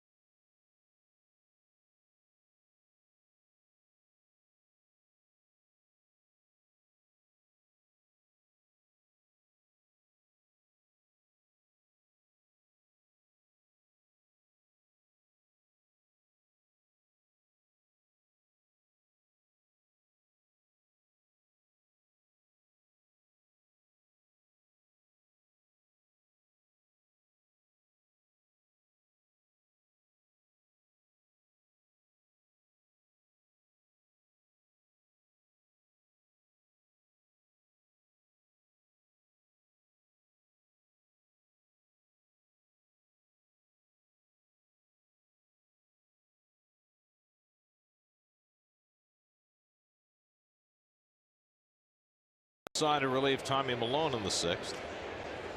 Salas's numbers, he had a stretch early where he was great, a stretch where he struggled, and now has been throwing better of late, kind of like the Mets season so far. Worked in the opening game of the series, faced 2 batters, retired them both. Nick Hundley has walked and hit a deep fly ball to right. Posey at second, Arroyo at first, with nobody out in the 6th, tying runs on base for the Giants.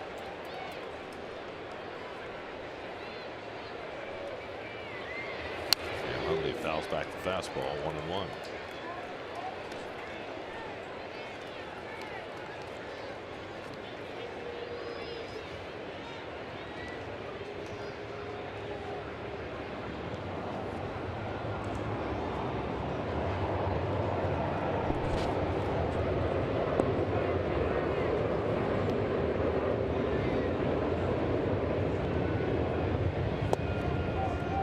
Slider low, 2-1. Tommy Malone, 87 pitches over 5 innings plus. 6 hits, just the 1 run so far. 2 walks, 5 strikeouts, a home run. And pretty much everything the Mets could have hoped from Malone, who was claimed on waivers last week. 2-2 now to Hundley.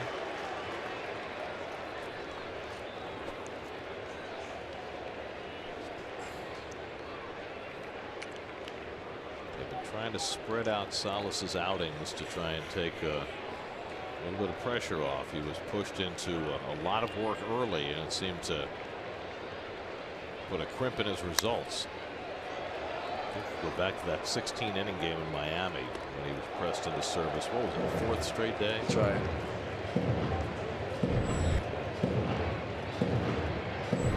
It wasn't only that, he was pitching an inning plus at times.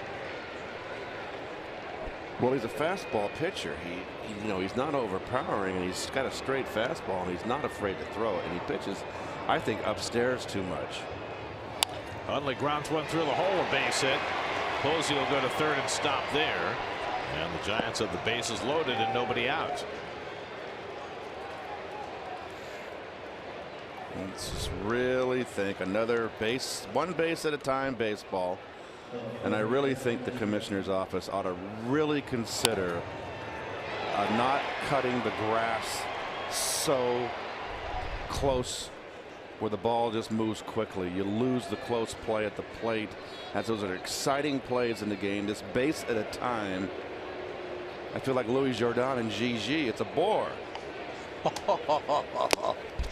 Big cut by Ruggiano, who's 2 for 2 already today. You are a lot of things, Keith. You are never boring.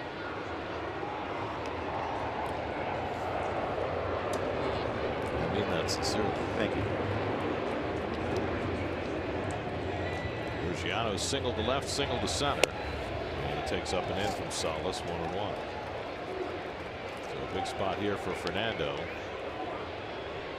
Giants, who have only scored on home runs in this series, 3 solo shots by Posey and a 2-run homer by Pence in the 3 games. Chance to do some damage here without a home run. And it's poked in the air to right. That'll get a run in. Bruce goes back in the gap to get it. Tagging at third is Posey. He'll score. Arroyo goes to third with the tying run. Sacrifice fly for Justin Ruggiano cuts the Met lead to 3-2. Well, Ruggiano's had himself a nice game, 2 for 2.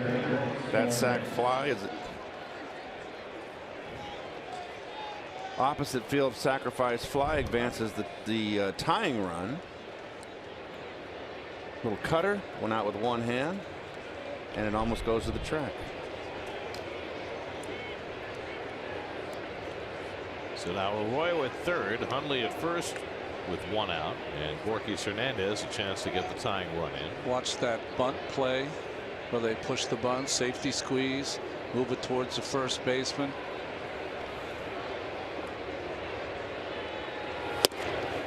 Late swing on the fastball, 0-1. Hernandez is flailing the whole series. 0 for 7 in the 3 games. He just struck out and walked today. Got to make contact. You got to be careful here of a potential squeeze too. You got an 8-hitter up there, and Wilmer is playing way back at third base. Hernandez gets tied up, but it's inside, 1-1.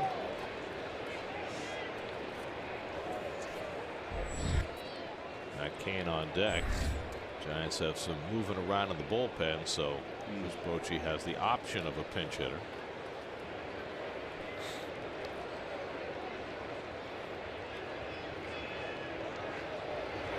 Hernandez pulls to third, might be two. Instead, Flores comes home with it.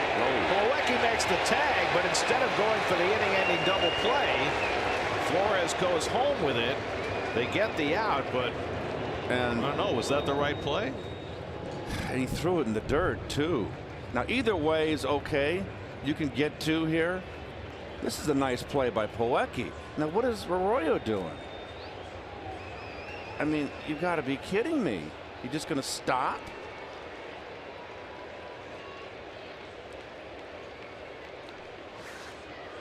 Nice play to Plawecki. Boy, oh boy. You know he's going home. Can't be caught by surprise. You got to give the catcher a lick. Well, now Michael Morris is going to bat for Matt Kane. Dan Warthen's going to go out and talk to Salas before he does. Jeez. George Cantos up in the Giants bullpen. So Kane is done after 5 innings. He allowed 3 runs, 2 of them earned on 4 hits. You know, and if San Francisco wasn't so offensively starved right now, you know, maybe Kane stays in this game, but you know, they haven't had many chances, so they got to take their chance. Or Bochy's got to take a chance where he sees it. Kane threw to 78 pitches in his 5 innings. So he is done. I might have considered pinch hitting for Hernandez.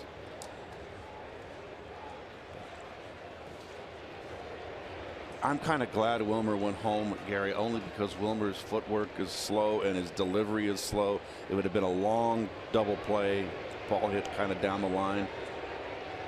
So here's Morris, his second at bat of the series, flying out deep to left as a pinch hitter on Monday night.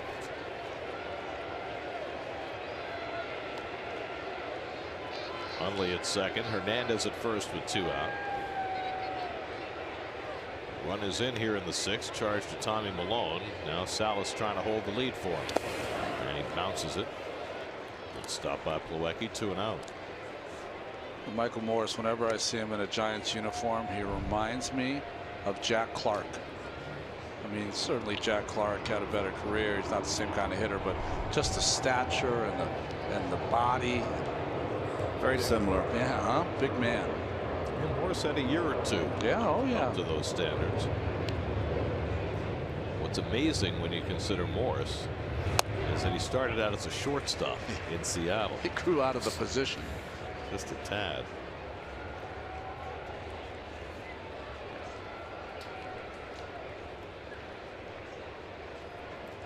He's not swinging for anything but a homer. That's his game. Yep. And swings at one in the dirt, and again Plawecki goes down to block it, keeping the runners where they are. That's that rare changeup that Salas throws. Kind of just turns it over. See how he just turns that over? And Morris probably decided he was swinging before the pitch came, expecting a fastball from Salas.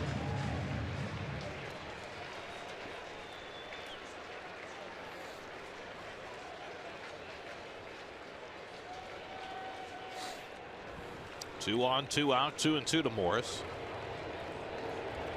Struck him out. Salas throws it by Michael Morris and keeps the lead for the Mets.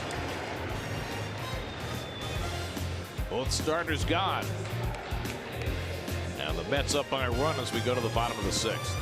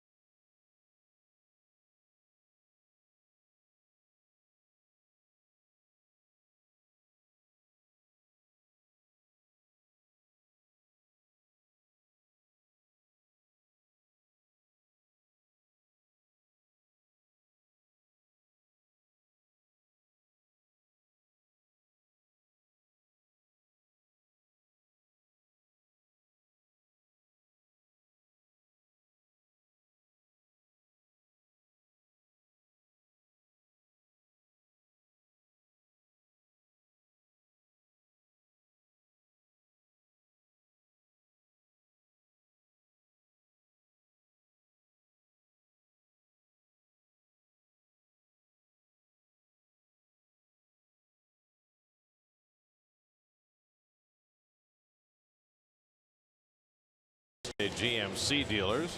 Curtis Granderson an RBI double in the first. Jay Bruce a home run in the third. Tommy Malone drove in a run.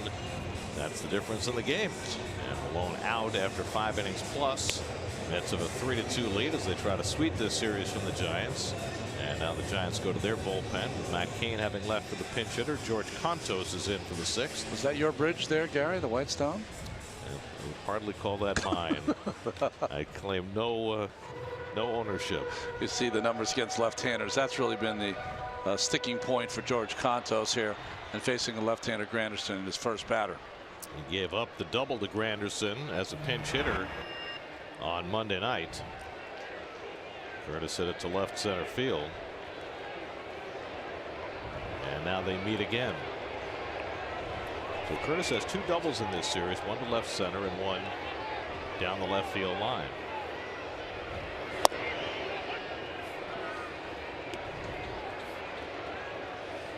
Granderson, Flores, and Plawecki for the Mets in the 6th. Mets only had 4 hits against Matt Kane. He walked 2 and struck out 3. Gave up 3 runs, 2 of them earned. The error by Buster Posey leading to that 3rd Met run that right now is the difference in this game.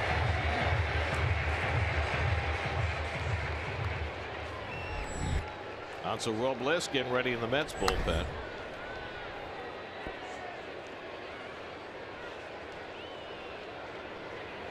And Curtis goes down on strikes. Good slider by Cantos for the first down.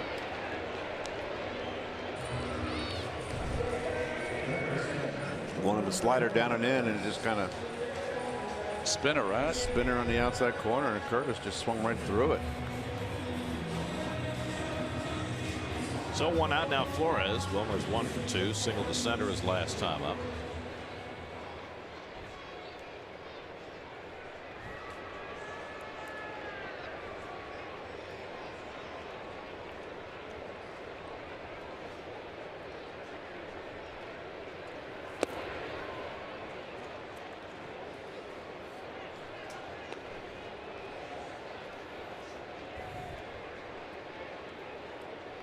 Used to seeing pitchers blowing on their pitching hand for a day game in the middle of May.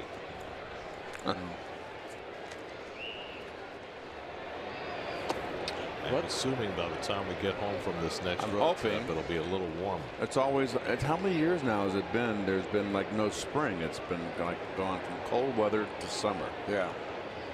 Falls are still nice here in the Northeast, but you're right.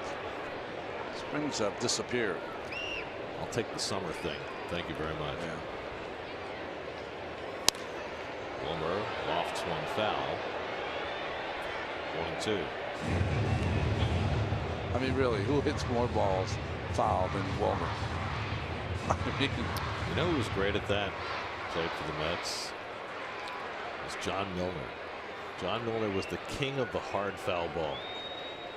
The king of the top spin ground ball to first base. I got a few of them from him. Wicked hammer.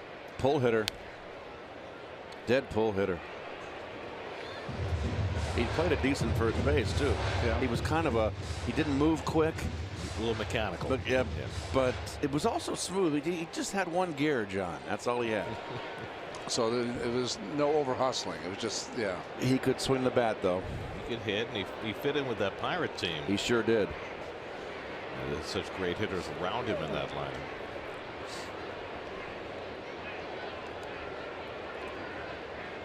Well, he was a backup player there. Stargell was doing all the heavy lifting at first base. Right. Big Willie. Well, Milner could play a little outfield too. It's nice to have a John Milner on your bench to call on late in a game. Wilmer breaks his bat, but gets it over Panic's head for his 2nd hit of the day. So Wilmer's 2 for 3, all against right-hand pitching.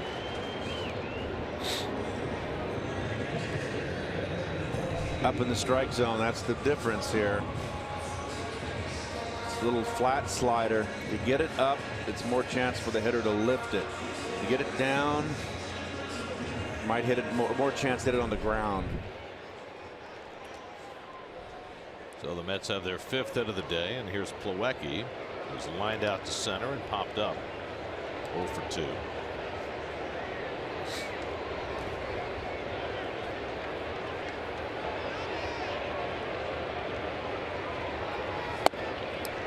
you, Keith, but I consider Kevin Plawecki to be a real mystery. When we first saw him in spring training 3 or 4 years ago, it looked like he was going to be one of those guys to drive the ball to the gaps and be a big league hitter, and we just haven't seen that. Well, one thing right now, Gary, he's not getting, everyday playing time, so it's hard to judge. What I saw before the Mets kind of seemed like they lost a little faith in him was that he was having trouble with the breaking ball, kind of getting out in front of the breaking ball. But you're right, when he came up, he used right center field. And a lot of this game is so much confidence. And I didn't emphasize confidence. I said it very plainly, confidence. You start speeding up. Everything speeds up and you jump out in front. And you pull too much. Well, you know what? We spent a little time talking about T.J. Rivera having belief in himself and sticking to his plan. Kevin Plawecki, when I first saw him hit, he stood right on the dish. He was a little closed, and he had some serious bat speed. Now he's off the plate. He's got an open stance. Totally different than the player we first saw. He was one of those guys who stood right on top of the plate and had no fear inside. And I remember talking to him about it in spring training because I marveled at just how much he was crowding the plate. But he's not that guy anymore. 3-1 now. He's had almost 400 big league at bats and a lifetime .210 hitter. Most important thing we were talking about before about minor leagues and coaching, and Keith and I said it in the break, or I said it to Keith. You got to know what coaches, you got to identify what coaches to listen to and what guys to just not even listen to, pay any attention to. As ball 4, Plawecki's aboard. So Cantos gives him a broken bat single, now a walk, and the Mets have 2 men on with 1 out. New York Mets baseball on SNY is brought to you by Ram. Get a great deal now during the Ram Memorial Day sales event. By Empire City Casino, real people, real money, real deal. You could be the next big winner. And by City, preferred card of the New York Mets. Juan Lagares will bat with 2 men on. Dave Ruggiano, the Giants pitching coach, out to talk to Cantos. 17 years of experience coming out there to try to guide him, Cantos, through this inning. That he threw the no-hitter, or was it a perfect game? No-hitter. No-hitter. July 4th. Right. 1983. And he was also a great reliever, so he's a guy who certainly knows how to counsel both the starters and the relievers. It was against the Red Sox. Wade Boggs made the last out on a breaking ball. The big ragu. So Stephen Okert, the left-hander, up in the bullpen. Flores at second, Plawecki at first. Lagares at the plate, 0 for 2 today. For the moment, Salas is out on deck. That may not last. Lagares lays down a perfect bunt. He couldn't have rolled it out there any better. And the bases are loaded. Well, he tries it a lot. He often is not successful in getting it down, but you can't do it any better than that.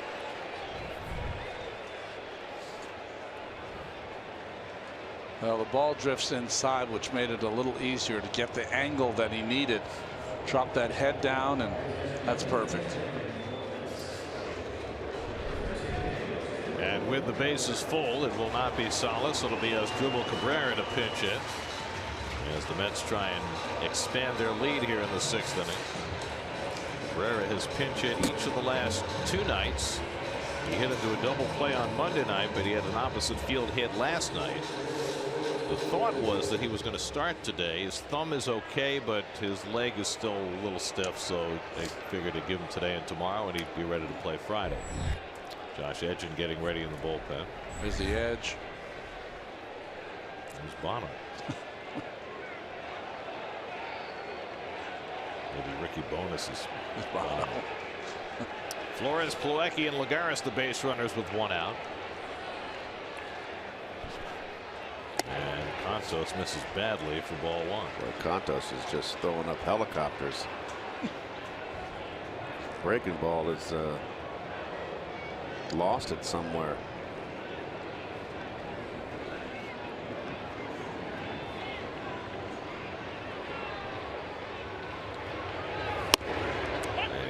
corner with that. 1-1. Mets as a team are hitting .345 with the bases loaded this year. What is this? Right while the pitch is going. Are you kidding me? Ben catcher running down to the bullpen. I've never seen that. You know, there is a tunnel. There is a tunnel. Exactly. Oh my gosh.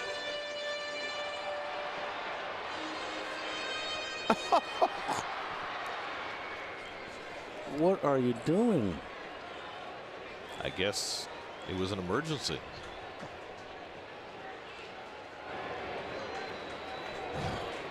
One and one to Cabrera.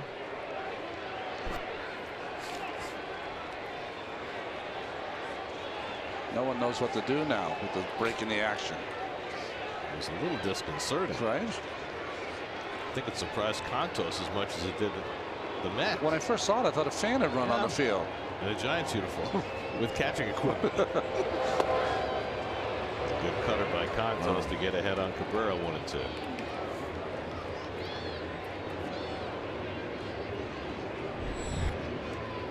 So Reyes sitting in the leadoff spot today, waiting on deck.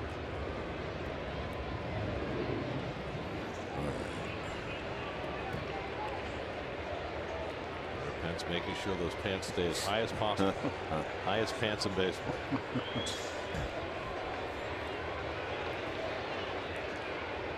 One-two coming. And Cabrera fouls it off.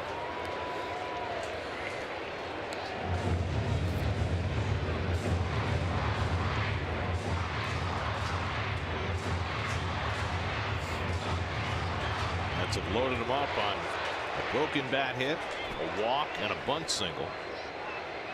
And now Cantos trying to find his way out of trouble.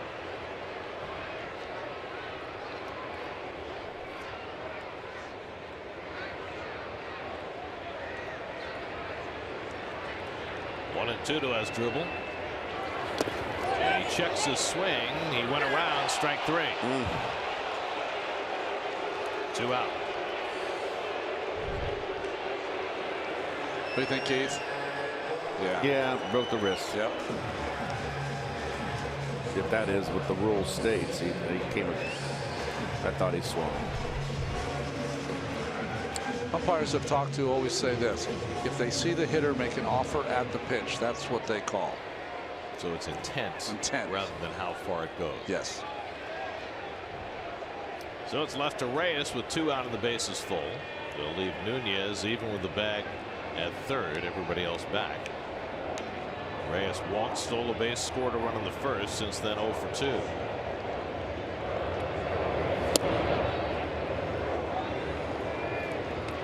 So in an RBI situation, he is trying to run down Keith Hernandez on the Mets all-time RBI list. Reyes has 459. In 10th place. The Hernandez guy has 468 in 9th place. He's going to catch me. He's faster than me. That was a good breaking ball. Back door. Jose thought it went around the plate.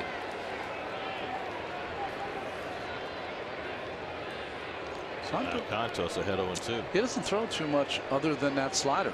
Slider, cutter. Reminds me of Larry Anderson in the day when he would come in. Almost all sliders and cutters.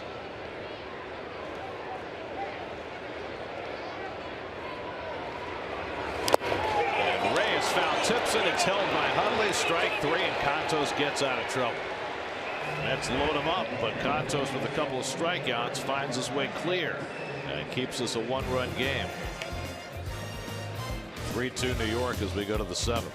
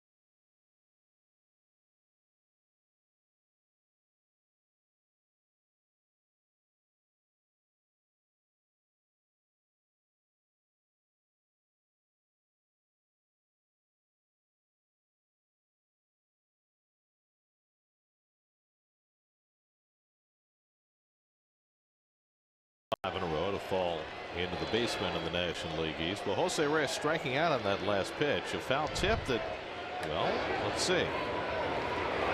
I mean, Hundley sold it well. I heard the sound to tell that it bounced in the dirt. That should, if it was called a foul tip, he should still be in the batter's box. No argument from the Mets, interestingly enough. Josh Edgin on to pitch the 7th inning.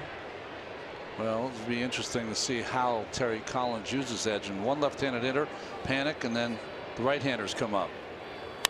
Panic drives one out to right. Bruce coming over and gets there, 1 out. Here comes Terry. So Edgin throws 2 pitches, gets an out, and his work is done for the day. With Nunez, Pence, and Posey, all right-hand hitters coming up. Terry will go to the bullpen and bring in Hansel Robles. Pitching change. Mets up 3-2 in the 7th. We'll be right back.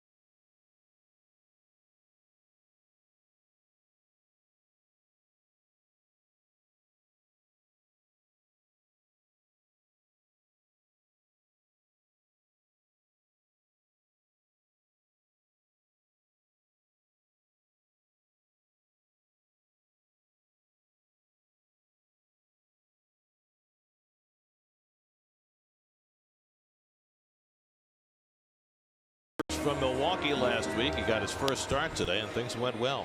Well, for a guy who hadn't pitched in 10 days, he was pretty sharp. First pitch strikes, used all of his pitches. Changeup looked like it was the most effective and swung the bat. He's the difference in the game. That 3rd run driven in by Tommy on the base hit to right field. He went 5 innings plus, allowed 2 runs, 6 hits, 2 walks, 5 strikeouts. People's United Bank brings you today's starters. Matt Kane about the same, 2 earned runs over 5. But on the basis of that Malone RBI that produced an unearned run in the 4th, the Mets have a 3-2 lead. And now Hansel Robles into the game. Robles pitched in last night's ball game, an inning plus. Pitched a 1-2-3 7th and hit a batter to start the 8th and left. Eduardo Nunez will face him with 1 out and nobody on in the 7th. Nunez 1 for 3 today, and he takes a slider for a strike. Under Pence waiting on deck. If anybody gets on, Buster Posey has been the most compelling bat for the Giants this entire series and really the entire season. Bouncing ball through the hole, a base hit for Nunez. His 2nd hit, both have gone to the same spot.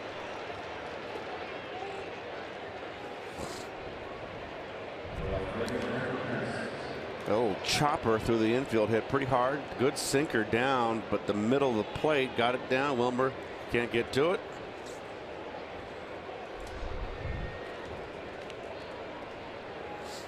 So the tying run aboard with 1 out and a speedy runner in Nunez, who has 7 steals, and the way the Giants are going, you'd have to think they'd like to push things here. with Pence at the plate, struggling right now. Pence is 0 for 3 today, 1 for 11 in the series, and 6 for his last 43.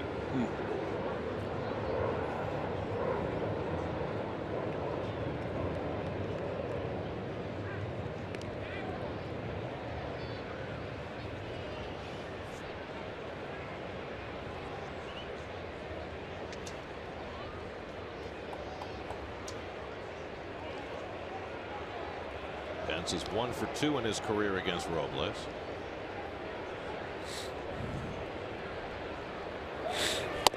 Nunez started and stopped, and Pence takes the fastball for a strike. That was interesting. Pence looked like he was going to fire and swing at that pitch, but when he saw Nunez leave prematurely, it's almost like he took the pitch on purpose. Pence does not take many fastballs. Right.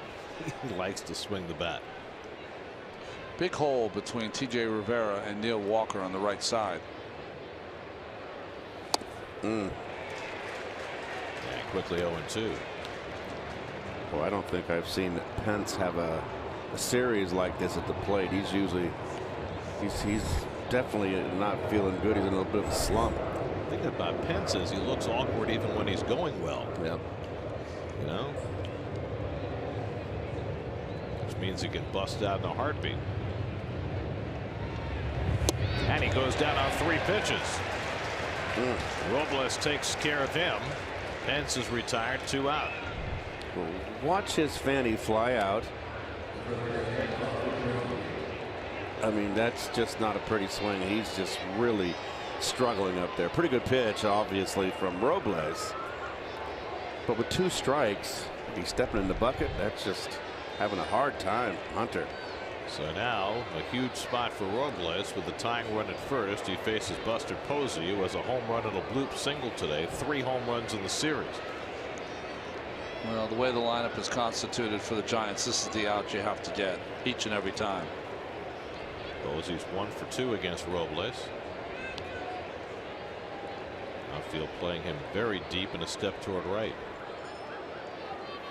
Hit hard right to Flores for the 2nd time today. Posey lines out to the 3rd baseman. Stretch time, 3-2 New York.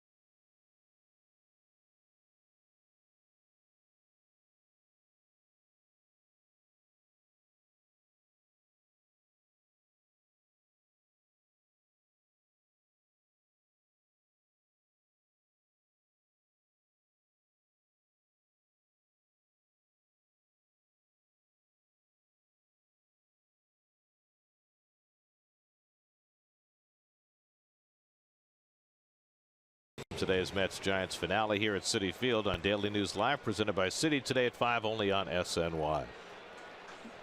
No reason for a recap. Well, probably wrote the promo before Game 6. The most important news about the Rangers right now is they're going to be playing here on January 1st. Now, right? here's my question. Okay. They announced that last night, right? That they play in the Winter Classic. Was it right as their season was ending, or did they give them like 20 minutes? No, I think it was announced in game by the commissioner between periods in an interview. Oh. Dave gave me the thumbs up, so I guess either what I said was true or he liked what I said. I'm not sure. DJ Rivera leading off the home 7th, 0 for 3 today.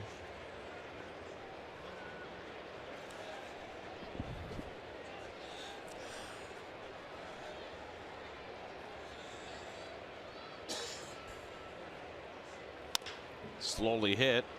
Nunez waits for it and throws out Rivera one away. So we know the Rangers are playing at Citi Field. Yes. Okay. The one-off that we're waiting to hear about for Major League Baseball for next year that the commissioners talked about is teams playing in London. Oh, come on. Mets got to get that one. Well, the Mets played the first ever game in Mexico and the first ever game in Japan. Why not the first ever game in Jolly Old? I'm ready. Pitching change for the Giants with Bruce coming up. 3-2 Mets. We'll be right back. I got my rain slicker.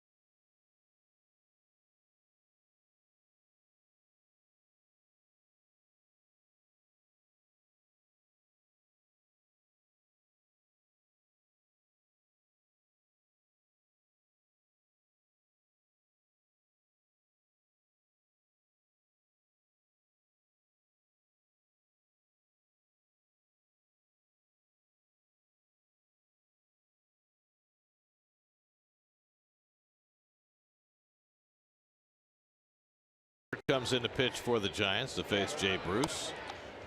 Well, the numbers haven't been great for Oakert, but he's done what he's had to do against left-handers. 5 for 22 off him for that 227 average. Faced 4 batters, retired them all on Monday night, including Bruce, who struck out against him, and Bruce grounds that one toward the shift. Paddock can't make the stop, and Bruce is safe. A rough day for Paddock in the field. Bruce has himself an infield hit. I didn't think he had the slide on that. No, I'm telling you that you put guys out in the outfield. It's a little bit different fielding a ball on the grass. He didn't get the glove down than it is on the dirt, and it's something that you need to work on. So it's an infield hit for Bruce, his second hit of the day. And now Neil Walker will bat. Infield hit. That's funny. Well, infield hit in the outfield. I guess infielder hit. There you go. All of our terminology and assumptions have been cast asunder.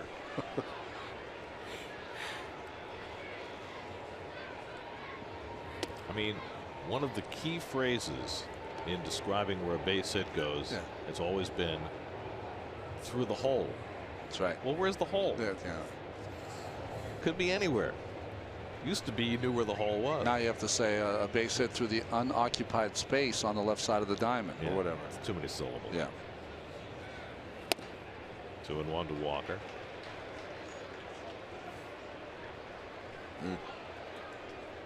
25-year-old Stephen Okert out of the University of Oklahoma. Okert from Oklahoma. Okert.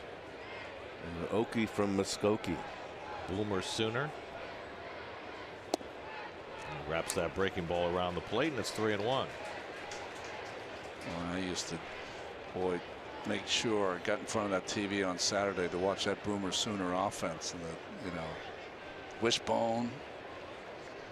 Who was the running back? Was it Steve Jones back in the day? Was that his name? Yeah.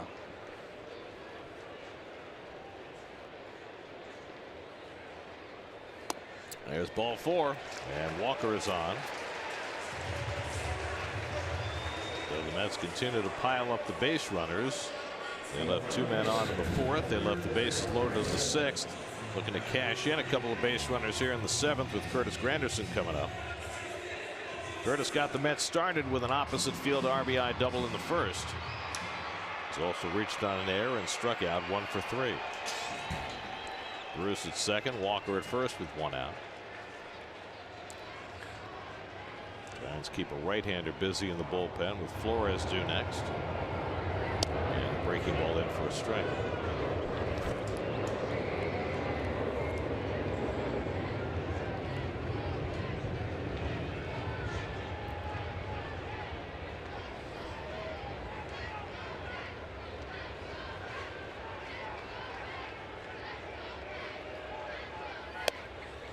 And most of the outfield defense for the Giants this series has been, if you look at it, they're straight up on the corner outfield positions and straight up in center field off Curtis. And look at the gaps. Yeah.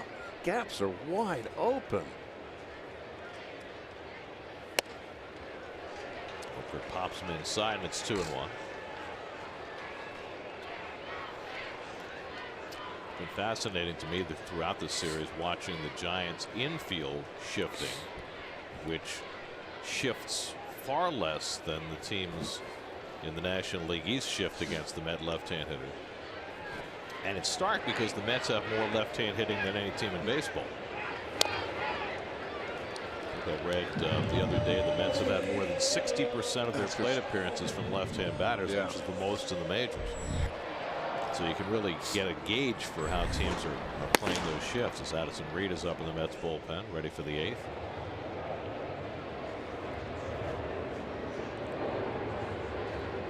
Two and 2 to Curtis. And he pops one up foul. That'll come back out of play.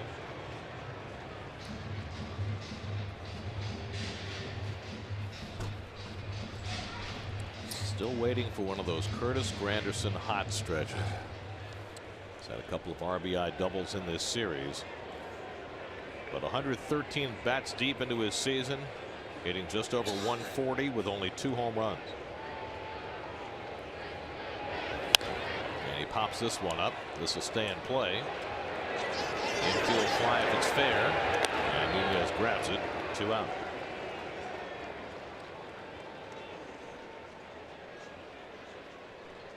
Coming up tonight on Geico Sports Night at 10:30. Yes, the Rangers were eliminated. And all the NBA and NHL news that you could possibly use tonight on Geico Sports Night at 10:30. Bruce Bochy will make a pitching change, bringing a right-hander to face Wilmer Flores. 3-2 Mets in the 7th. We'll be right back.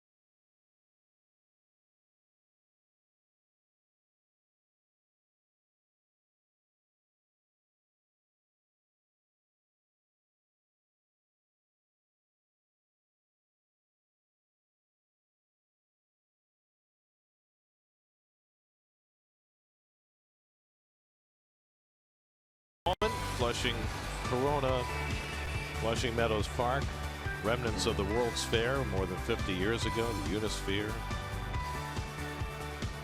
I was kind of hopeful that that park was going to put up a football stadium there for the Jets. That would have been kind of a nice, made it a nice sports complex out there with tennis, baseball, and football. That didn't happen. Wilmer Flores going up against the veteran right-hander Brian Morris. Well, just called up Morris. We've seen him in Pittsburgh, where he had some good years, and Miami. Wilmer is 2 for 3 today. Single to center, single to right. Batting here with 2 out and 2 on in the 7th. Lays off 1-1. Well, Adam Wilk, we hardly knew you. Wilk made 1 start for the Mets last week. Designated for assignment. Today claimed off waivers by the Minnesota Twins.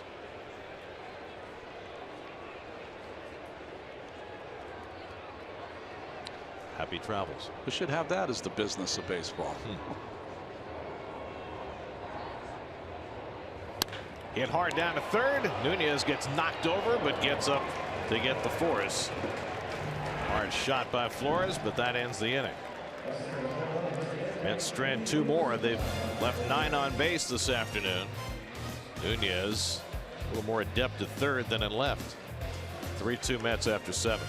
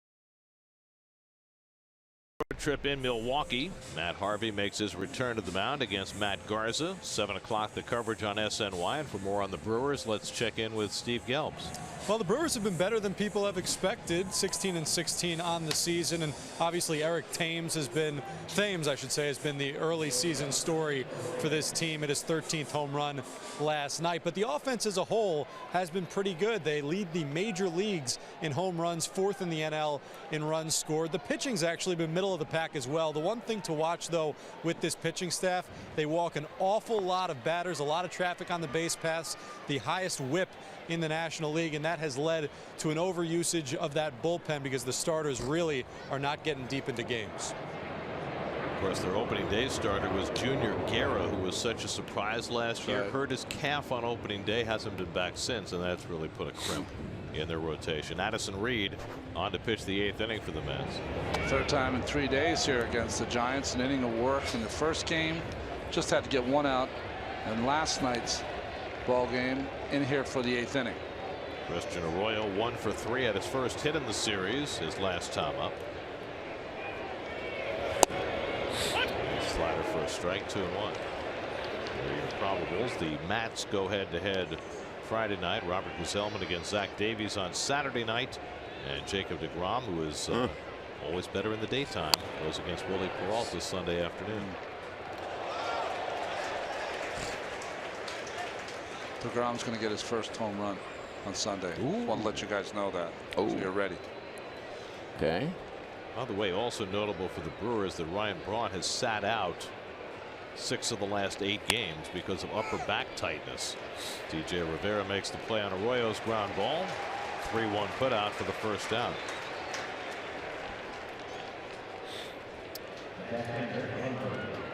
They have the young double play combination of Jonathan VR and Orlando Arcia. Right. Arcia they're very high on, but he hasn't hit yet.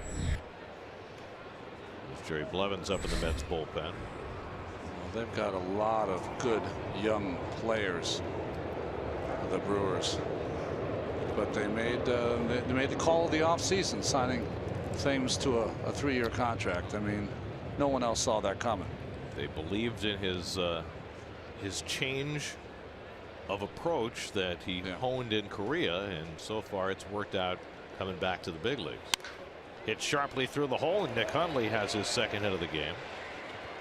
And so the Giants get the tying run on base here in the 8th.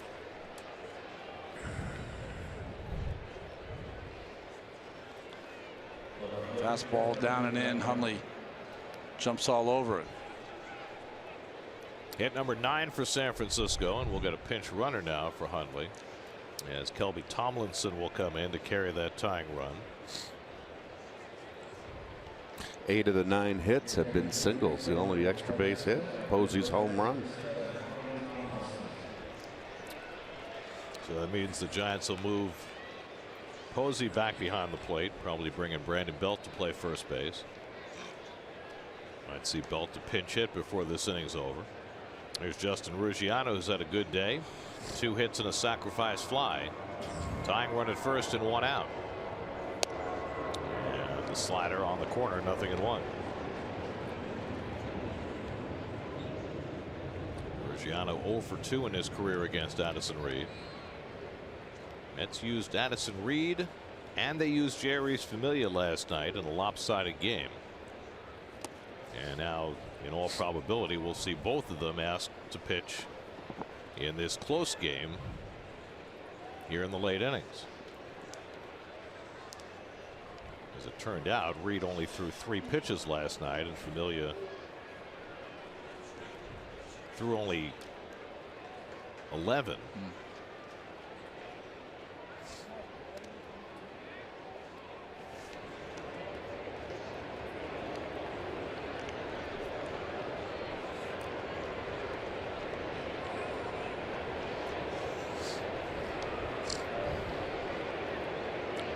To Ruggiano. On hold by Reed. Finally time has.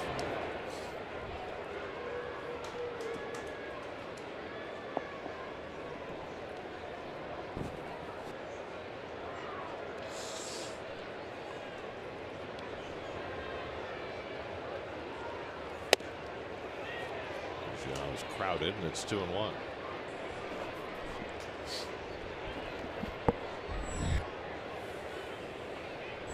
Fastball velocity's down a little bit today. Normally 92, 93. He's throwing 89 and 90 today. Ruggiano gets a hold of one to deep center. Lagares back onto the warning track, and a step from the wall. He's got it. Tomlinson tags, tries for second, and slides in safely. Ruggiano almost. And now the Giants have the tying run in scoring position. Good heads up by Tomlinson here. And he read it pretty quickly that he went back and tagged.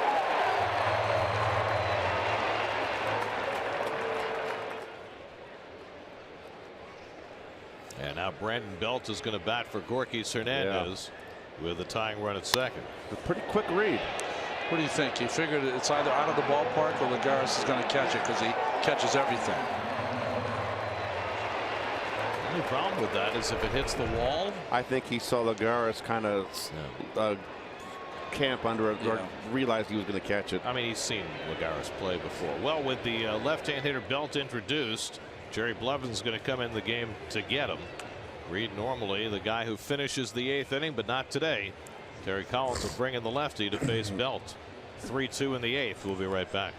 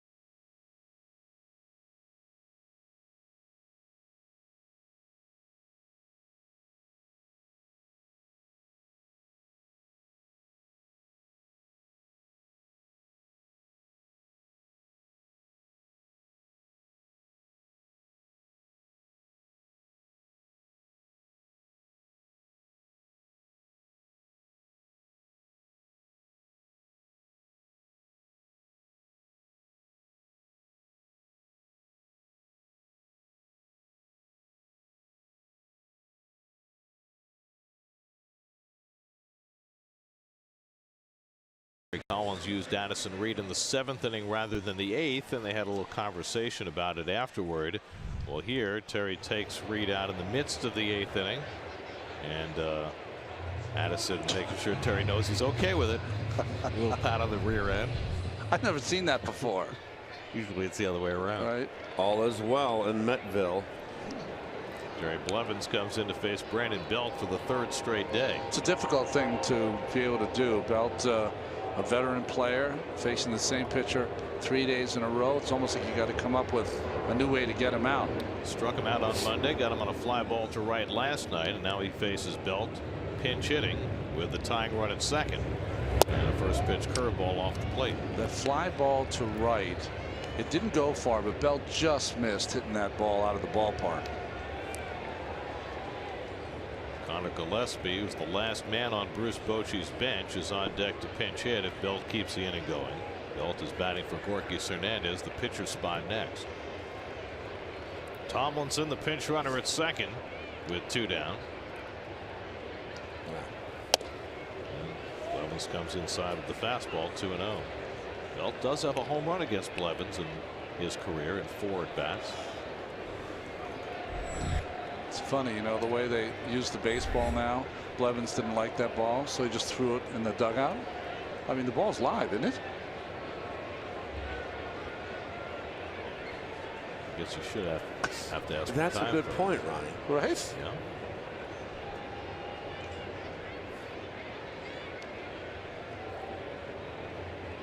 Jerry's behind 2-0 and darts the fastball on the outside corner. 2-1.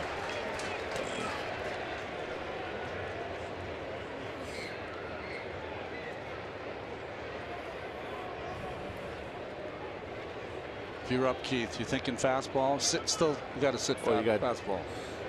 It's going to be away. That's where I'm looking away. Curveball, punched foul, and it's 2-2.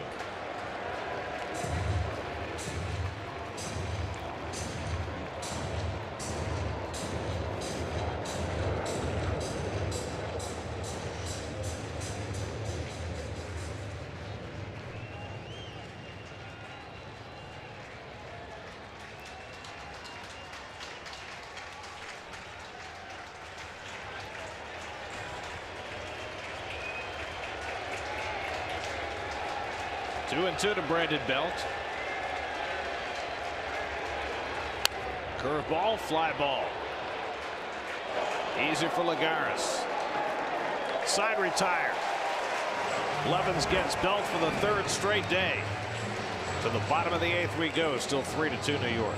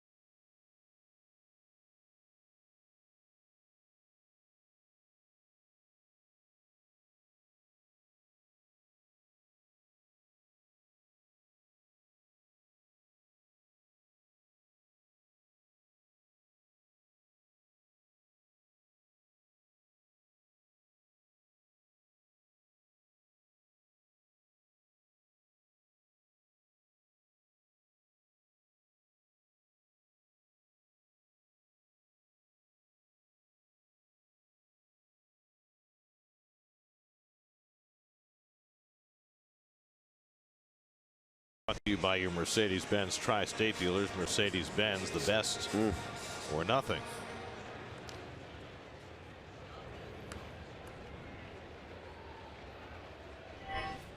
Defensive changes for the Giants. Brandon Belt now at first. Buster Posey catching. Kelby Tomlinson to left field.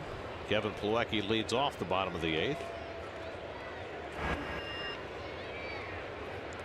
Plawecki 0 for 2 and a walk today. Jerry's Familia getting ready in the Mets bullpen as the Mets bid for some insurance against Brian Morris in the bottom of the 8th. In case it was too quick for you.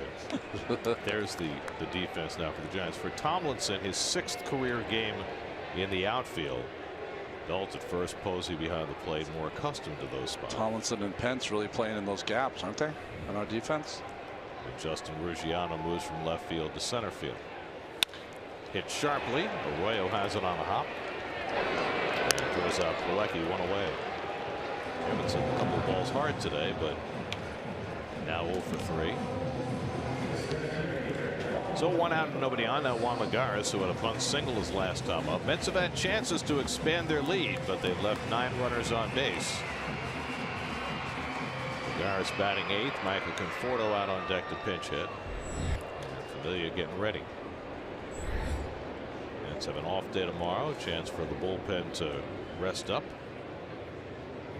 It seems like they use 5 and 6 relief pitchers every night. Now the team travels after the game tonight to Milwaukee. Is that true? Because what's better than an off day in Milwaukee? Well, I'm not questioning that. It's just we never had that. You'd have to wait till the next day. Usually have what, a 6 or 7 o'clock flight, Keith? When we had an off day? Yes. Really, until the last couple of years, that's the way the Mets always operated. A bit surprising. Yeah. Just the last couple of years, they've traveled even before an off day. We used to fly on the day of the game to Montreal. Oh, I hated that. How about Rusty? Cincinnati, too, a couple of times. That's right. Yeah. I remember Montreal. I never liked flying the day of the game. Never did. That's a long time ago. Used to have some commercial flights too. That was commercial to Montreal. Commercial to the West Coast always. We'd be up in the party room up there in the top of the plane. What was those like? What was that called? You know, those big jets that had that top 747. Yeah, 747. the top part that would have sometimes a piano up there.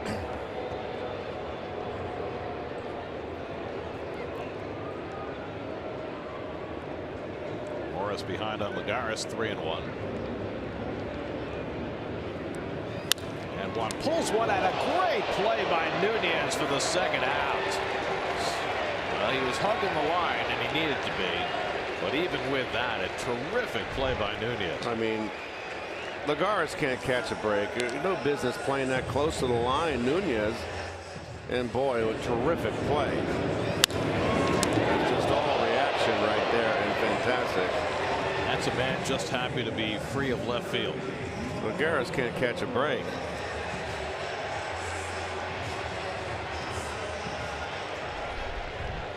So 2 out and nobody on. And Michael Conforto will pinch it. Well, Feel the same thing for you, Juan, up here. all we can do is keep hitting it hard. Yep. So here's Conforto getting the day off today because of a little bit of tightness in his hamstring. Terry Collins said he's been feeling it for the last couple of days, and Michael confirmed that. Not a big deal, but get him off his feet for the most part today. Double on a home run last night for Conforto, who's hitting .330 on the year. And this is a road trip where if you're a hitter, you do not want to miss any games. No. Milwaukee and Arizona, 2 terrific hitters' ballparks. Arizona's got some starters that could shut you down, though. Zach Greinke, Taijuan Walker, Robbie Ray can strike you out. Robbie Ray. That's pulled into right field, a base hit for Conforto. So even with just one at bat to work with, Michael just keeps on raking.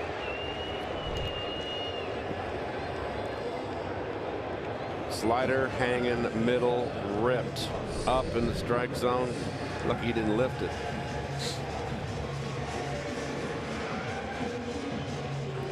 So the Mets have their 8th hit of the day. And now Reyes, who's 0 for 3 in a walk, stole a base and scored the Mets' first run.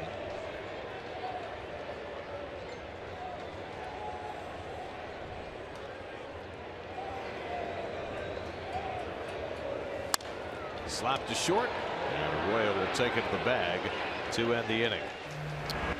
Mets looking to sweep the series from the Giants. They carry a 1-run lead into the 9th, and J. Reese Familia coming in to try and save it for New York. Familia's been back in the groove and getting efficient outs.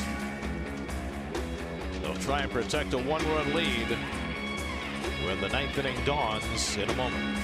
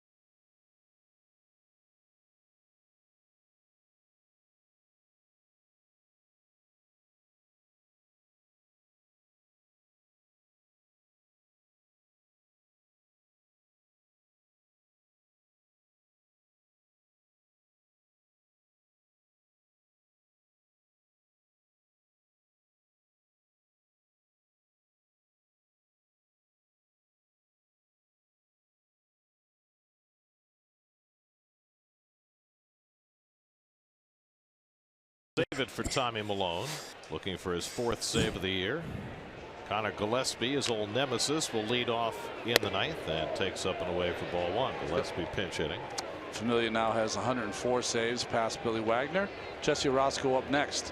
Jesse had 107.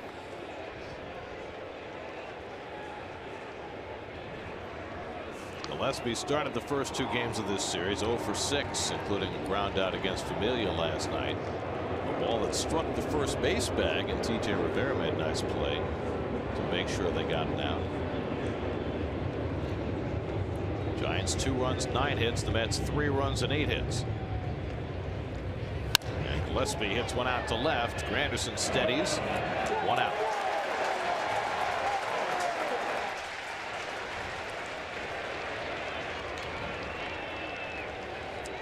Familia of late has been extremely efficient. His last 3 innings, he's thrown 7 pitches, 5 pitches, and 10 pitches. Well, when he throws strikes, he has so much movement that it's very hard to center the ball. I mean, that's the one thing about Familia, is that he's more of a contact guy than the strikeout closer. Now Joe Panik, who's 0 for 4 today, 2 for 12 in this series. And he pops one up in foul ground. Flores hoping, but it's out of play.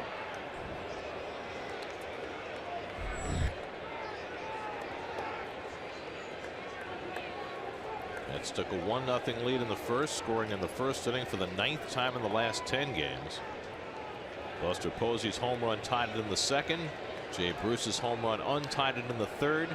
Mets added an unearned run driven in by the pitcher Tommy Malone in the 4th, and they've led ever since. Slider misses. 1-1 to Panik.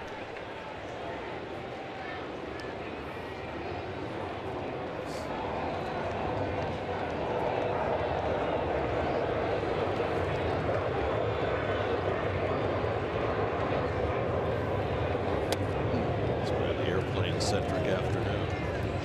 Just like the old days.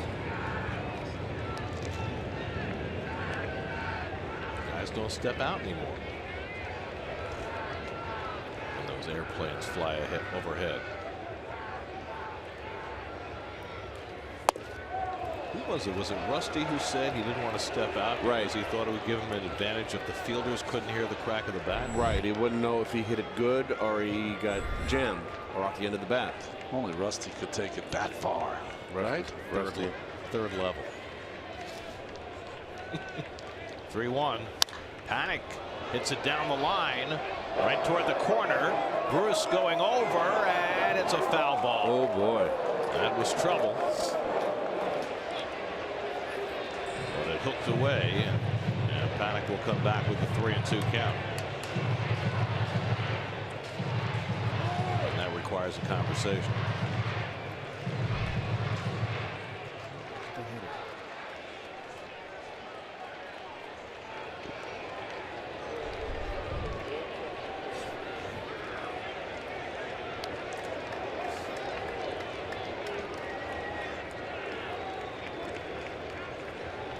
One out and nobody on. 3-2 to Joe Panik.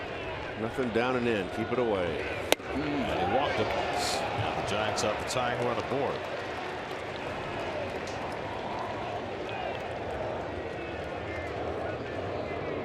And Eduardo Nunez coming up. Nunez 2 for 4 today.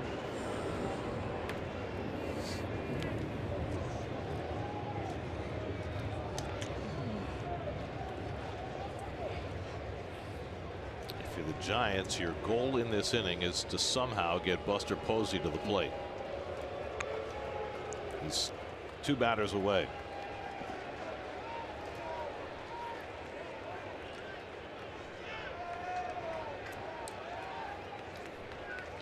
Nunez 0 for 3 in his career against Familia.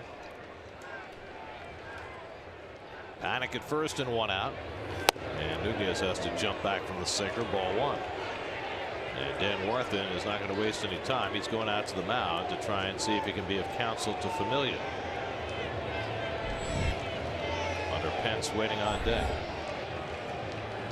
And Posey lurking behind him.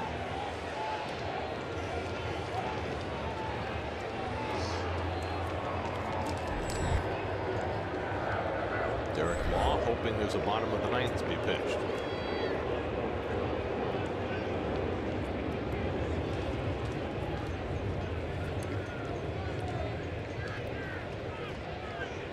Giants are not a team that steals bases. They're not a fast team. They have 11 steals as a team.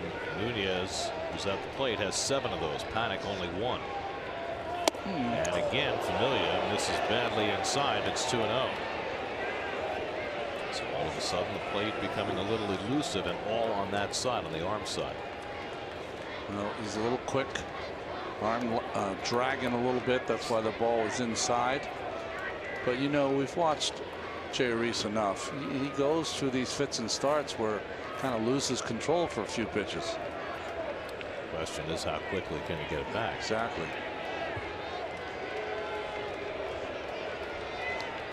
Behind 2-0 on Nunez.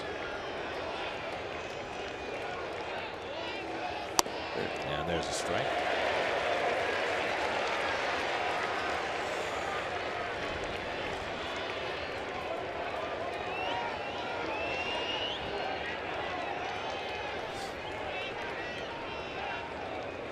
A few more pitches than that today.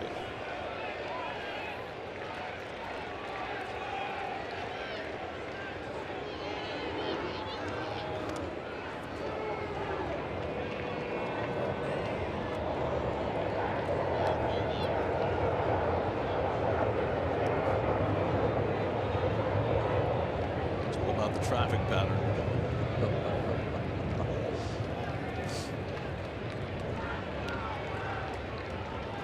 2-1 to Nunez. Well, the oddity about that was it was David Dinkins that changed the flight patterns, and only for the U.S. Open in tennis, not for the Mets. Never for the World Series in '86 did they alter any plane patterns. Nunez whacks one foul, and it's 2-2. Good sinker there. Nothing you can do but beat that into the ground. Just with Wilmer on the line, Jose in double play depth. Just big holes in the infield, you know, between the shortstop and third baseman, Rivera holding on, and Walker. Well, Nunez has hit it through the hole on the left side twice today.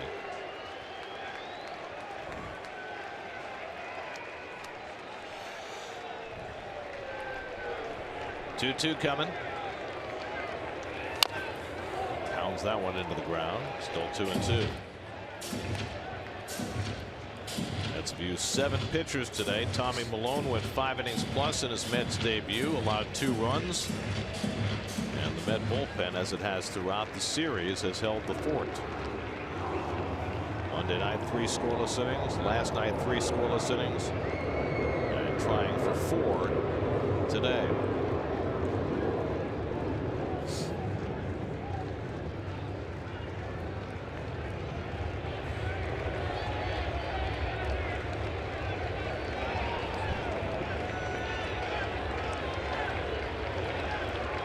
Again, the 2-2. And another sinker and another foul ball. Good hard at bat here by Nunez also.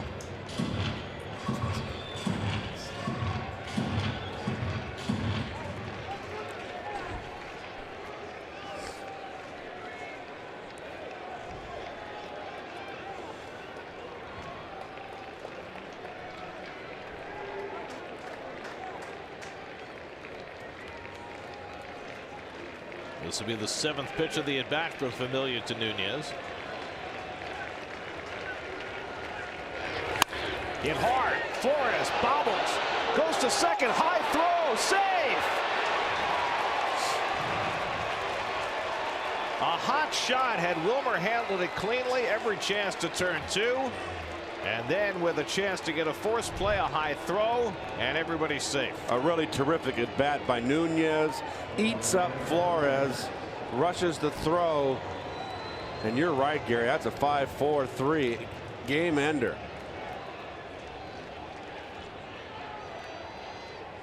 So an error on Flores, and now the Giants have the tying and go-ahead runs on base, and they got their big hitters coming up, Pence and then Posey. Been a rough series for Pence so far. He ignited it with a home run on Monday night, but since then he's gone 0 for 11. 0 for 4 today with a couple of strikeouts.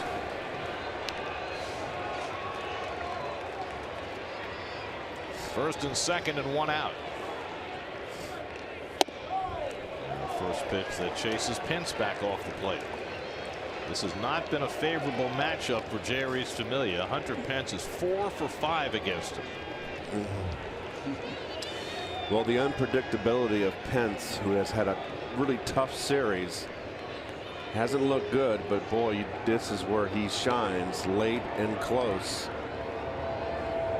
Panik at second, Nunez at first. And Pence lays off. 2-0. Buster Posey looming on deck. And so Familia working for a third straight day. An easy time of it Monday and Tuesday, but Wednesday is proving to be more troublesome. The problem with Tuesday is there was a 5-run lead when he was in the ball game.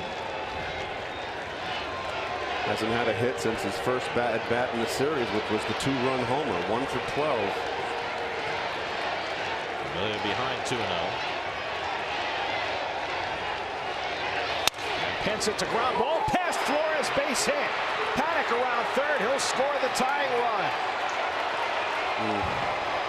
Hunter Pence with an RBI single, and the Giants have gotten even. It's 3-3 in the ninth. Well, as we said, as I said, the unpredictability. He has not looked good in this series, Pence, but he comes through here on a sinker. Didn't get a lot of sink, just to the left of Wilmer. And that's just clutching out right there. Now you got the big guy up here in Posey. Pence now 5 for 6 in his career against Familia, who suffers the blown save, and now will attempt to keep the game tied as he faces Buster Posey, who has 2 hits today, a single and a home run, and 2 line drive outs. Well, this game could have been over. Well, the walk to Panik started it. Nunez hit the ground ball that Flores threw wildly, and Pence cashes in a run.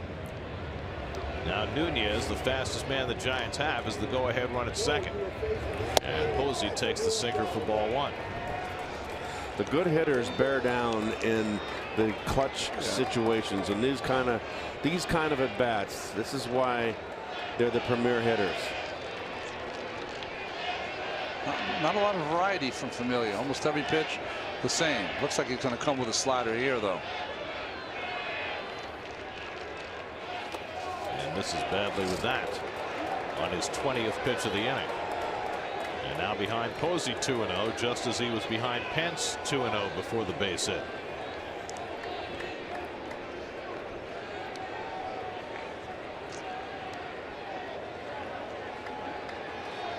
Buster is going to look for a sinker up, middle of plate in, trying to do some big damage.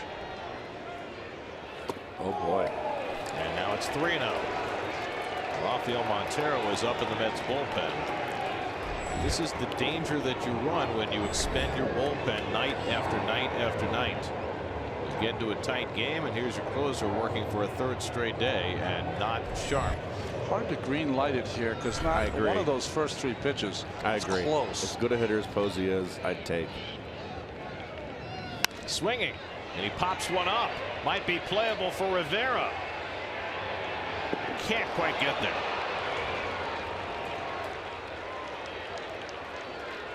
Well, they gave him the hit sign. Yep.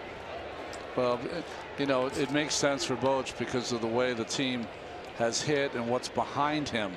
What's behind Posey as far as bats are concerned. That's a good so point. he probably wanted them You're right. at least get a swing. But or the youngster Arroyo in the on-deck circle. But well, Familia badly needs a ground ball here. Behind on Posey, 3-1.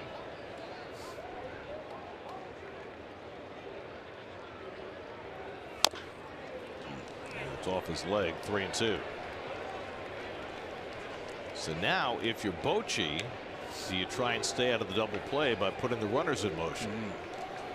Well, you got a lot of speed. I mean, that's the most speed you have out there. Pence can run too. He doesn't run steal bases anymore, but he can still run. And Nunez is their fastest runner. When you got your best hitter up there, who's not a strikeout. I would. And he's limping around right now after fouling that ball off, and the trainer's going to come out and have a look.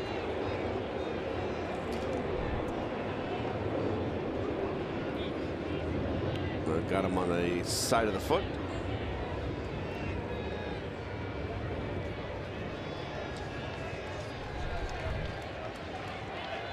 When the star player, the trainers and the manager come out quick. By the way, he's not going anywhere.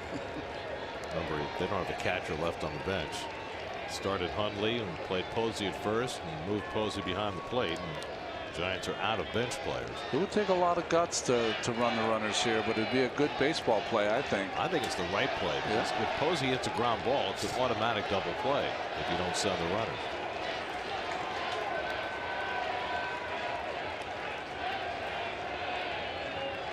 Three-two coming from Familia. They go, and it's in the dirt. Ball 4. Nunez takes the turn. He'll hold at third, and the bases are loaded. Second walk of the inning issued by Familia. And now Christian Arroyo will come up with the go-ahead run standing at third base. Spiked this one. It's a sinker and didn't even start out in the strike zone. Milwaukee fortunate to keep that in front of him. Yeah. Not easy catching Familia. He just doesn't always throw it where you ask for it. Mets have the infield back at double play depth. Tie game, 9th inning. Bases loaded, 1 out. Arroyo is 1 for 4. And he takes the fastball off the plate. Well, he's got to come in with one now. This is was a critical first pitch with this young hitter here. We fall behind. Got a pitcher out there trying to find the strike zone. Nunez, a fast man at third, doesn't take a very deep fly ball to get him in. And Arroyo cracks one toward the gap in left center field, and this could clear the bases. Nunez is in. Pence scores. Posey is being waved home. The relay throw to the plate by Reyes, not in time. Christian Arroyo with a bases clearing double. The Giants have scored 4 times off Familia in the 9th, and San Francisco leads 6-3.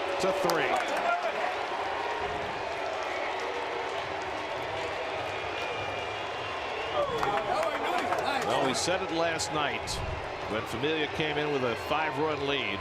What happens if you need him in a close game the next day? We have found out. Yeah, not sharp. Well, that fastball was right there. 1-0. He had to come in with one and did not sink. And give the young kid credit. Arroyo, who has struggled this series. Could lose your confidence. Big spot right there.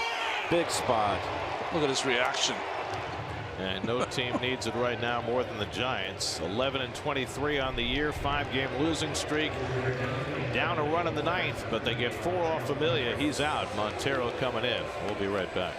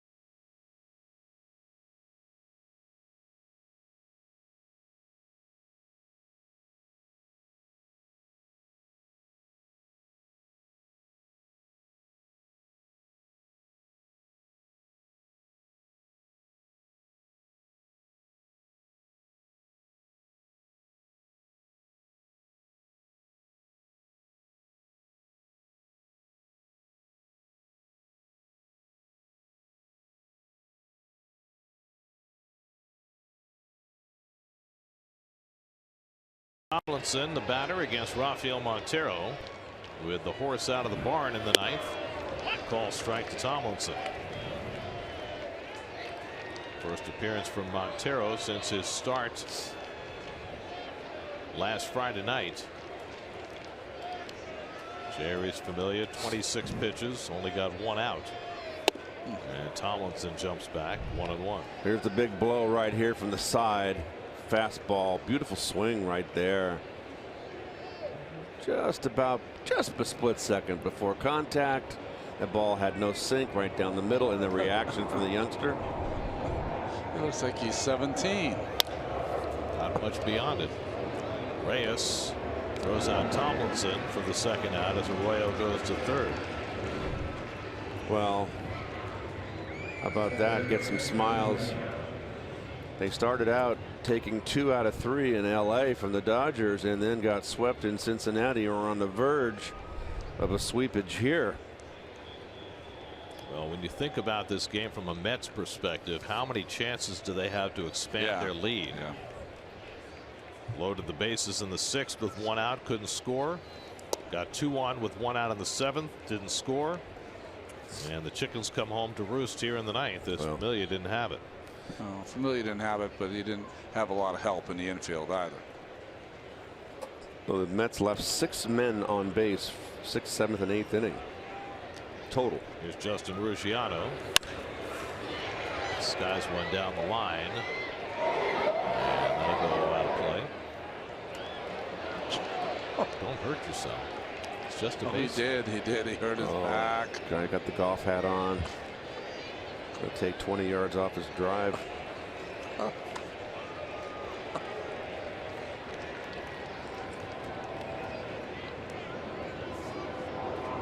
In the bottom of the 9th, the Mets will have T.J. Rivera, Bruce, and Walker due up.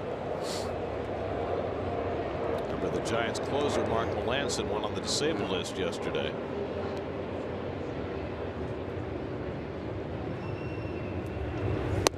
Ruggiano takes a strike.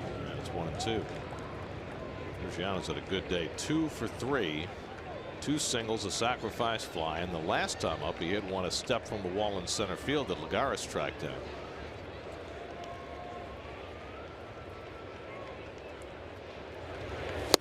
And he takes a big rip and strikes out to end the inning. But the damage done. Giants get 4 off Jerry's Familia. Christian Arroyo with the bases clearing double, putting San Francisco in front. Mets come up at the bottom of the 9th, down 6-3.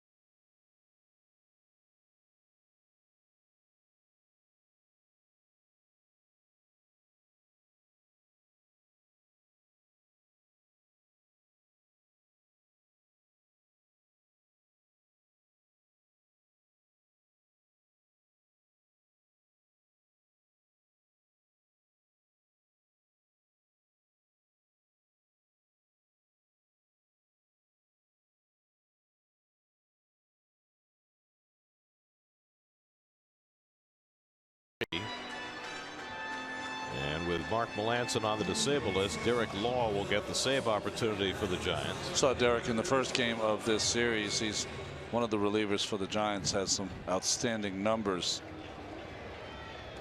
Left-handers though, 304. Right-handers too. Gives up some hits. T.J. Rivera will lead off for the Mets in the last of the ninth, and takes a strike from Law. T.J. has gone 0 for 4 today after 4 hits in the first 2 games of the series.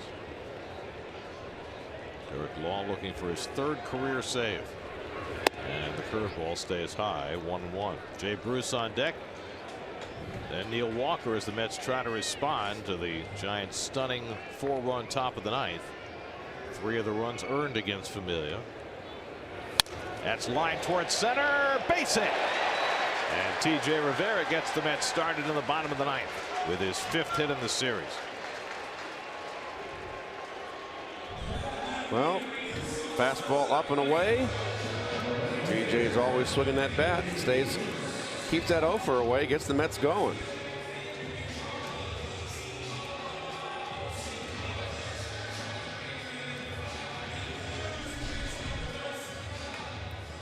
Now Jay Bruce, who gave the Mets the lead in the 3rd inning with his 10th home run of the year. He also has a walk and a single today, 2 for 3. Mets need one more base runner to get the tying run to the plate. Neil Walker on deck. And a fastball outside from Law. Ryan Morris stands to be the winner for the Giants. He went an inning and a 1/3, allowed no runs, 1 hit. Giant rally getting Matt Kane off the hook. Ball, 1-1. Good breaking ball. 12-6 from Law. We saw it in the first night. Bottom drops out.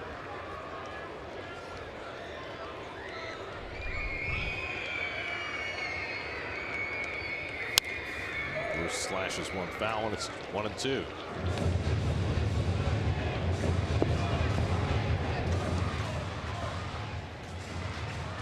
Whenever I see the Giants jersey, they always look ill-fitting at times with some of the pitchers because the numbers seem smaller than most numbers on other uniforms. Maybe it's just me.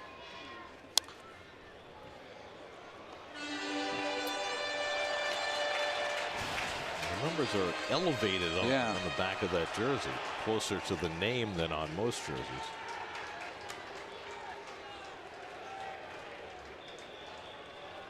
Law 64 sounds like a statute. There you go. 2-2.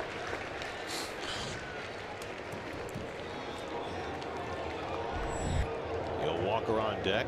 Curtis Granderson behind him, so the Mets have the thumpers if they can get that tying run to the plate.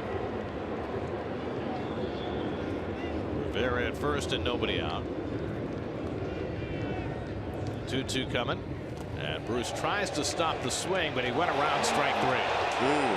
Jim Reynolds punches him out. As Bruce tried to hold up on that curveball in the dirt, 1 away. Little wave at the bottom. Is that what cost him? Oh boy, I don't know about that. I know I'm a hitter, but not so sure. So 1 out and 1 on. Now Walker is 0 for 3 and a walk today.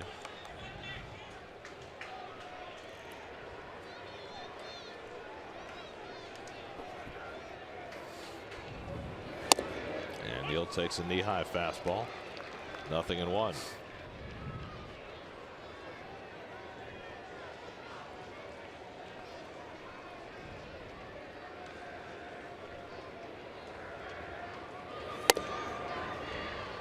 Ball and a strike.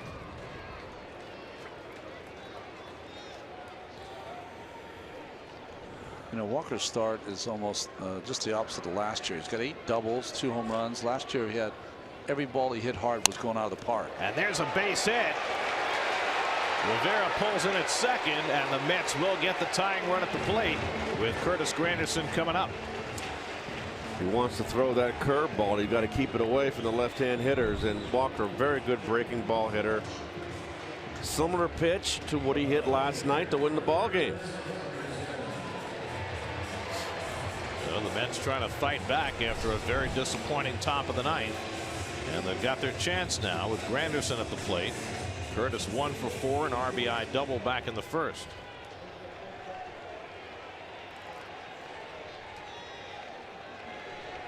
Rivera at second, Walker at first. Mets now with 10 hits in the game. Law in unfamiliar territory working the ninth inning. And Granderson takes the curveball off the plate.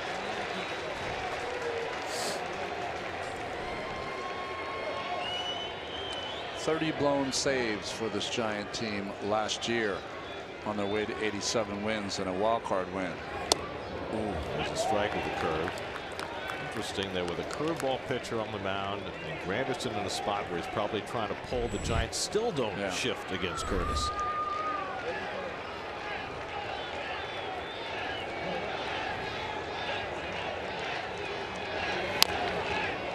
Hacks the fastball foul, 1-2. Wilmer Flores on deck. Mets have no left-handed bench. They've already used Cabrera and Conforto as pinch hitters.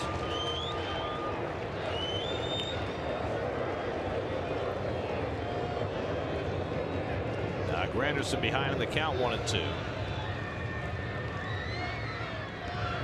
Ooh, that sails, 2-2.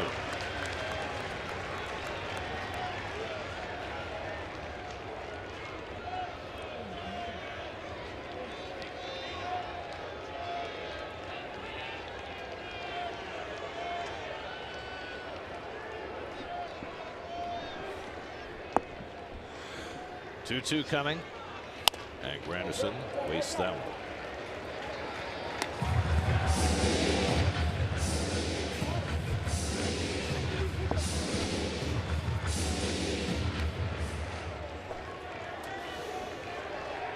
.26-year-old Derek Law grew up in Pittsburgh, trying to find his way through this last of the ninth. 2-2.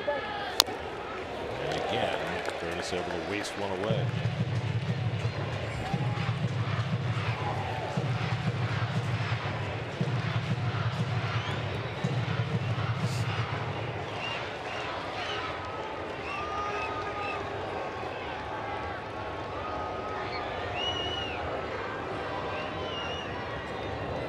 Rivera at second, Walker at first with one out. Seventh pitch of the at-bat coming to Granderson. And Curtis fouls off another one. It's 3 in a row. Boy, Posey keeps asking for that ball away, but that ball is middle from Law almost each and every time.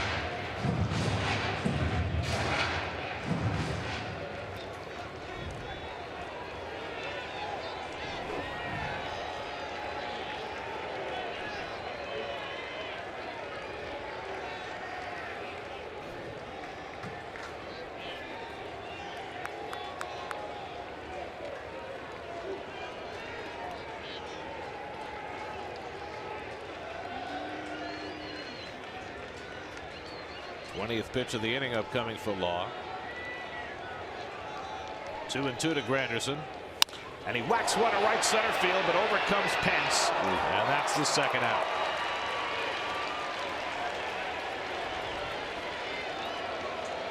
So now the Mets are down to their final out, and Wilmer Flores, whose error in the top of the ninth inning helped give the Giants the lead, has a chance for a little redemption. Well, that would have been an inning-ending double play, a game-ending double play. And the Giants went on to score the 4 to take the lead. Well, as Bob Murphy always was fond of saying, it's a game of redeeming features.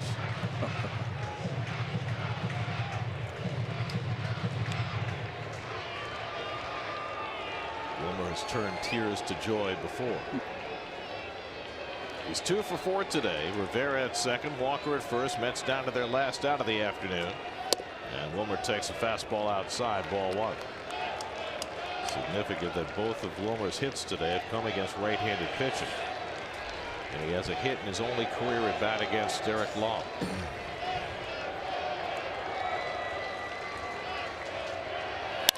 And he hits one in the air to center field. Hit well. Back goes Ruggiano to the track. At the wall. He can't get it. It's off the wall. Rivera is in. Here comes Walker.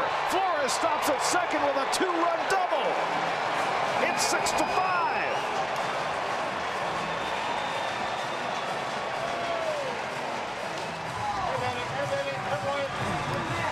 Redemption indeed for Wilmer Flores. 2/3 of the way there. Needs a little help from his buddies here.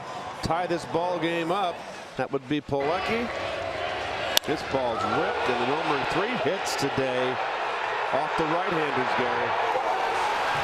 That didn't miss very much, being caught or being a 3-run homer. Off the glove of Ruggiano and off the orange line. See Ruggiano look at his glove. He thought he might have caught it. He almost caught it. It almost went out. He almost pushed it out. Now we're going to get a pinch runner for Flores. Off the thumb, off the orange line. Wow. Heck of a try by Ruggiano. He went a long way for that. So Matt Reynolds will run for Flores, carrying the tying run at second base. And Kevin Plawecki will be the batter. Plawecki has gone 0 for 3 today, but has hit a couple of balls hard. So the Mets, after giving up a 4 spot in the top of the inning, have responded with 2 in the bottom, and now a base hit away from tying the game.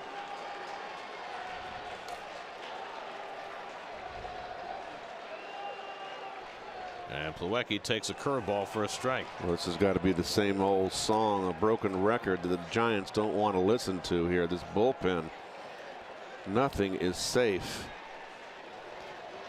Belt is really giving the right field line to Plawecki, way off the line.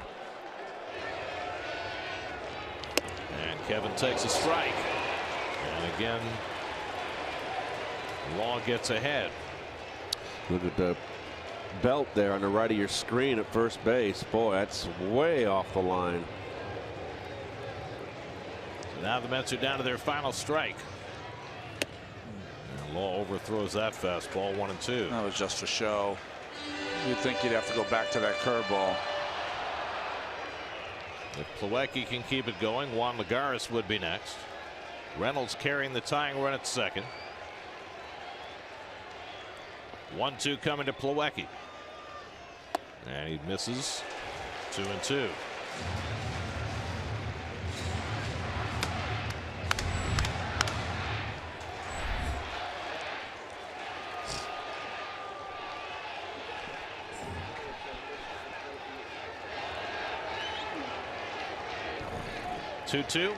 Curveball, dribbler. Posey out to get it. And the Giants have won the ball game. A 4-run rally in the top of the 9th. Derek Law survives in the bottom of the 9th for his 3rd save in his major league career.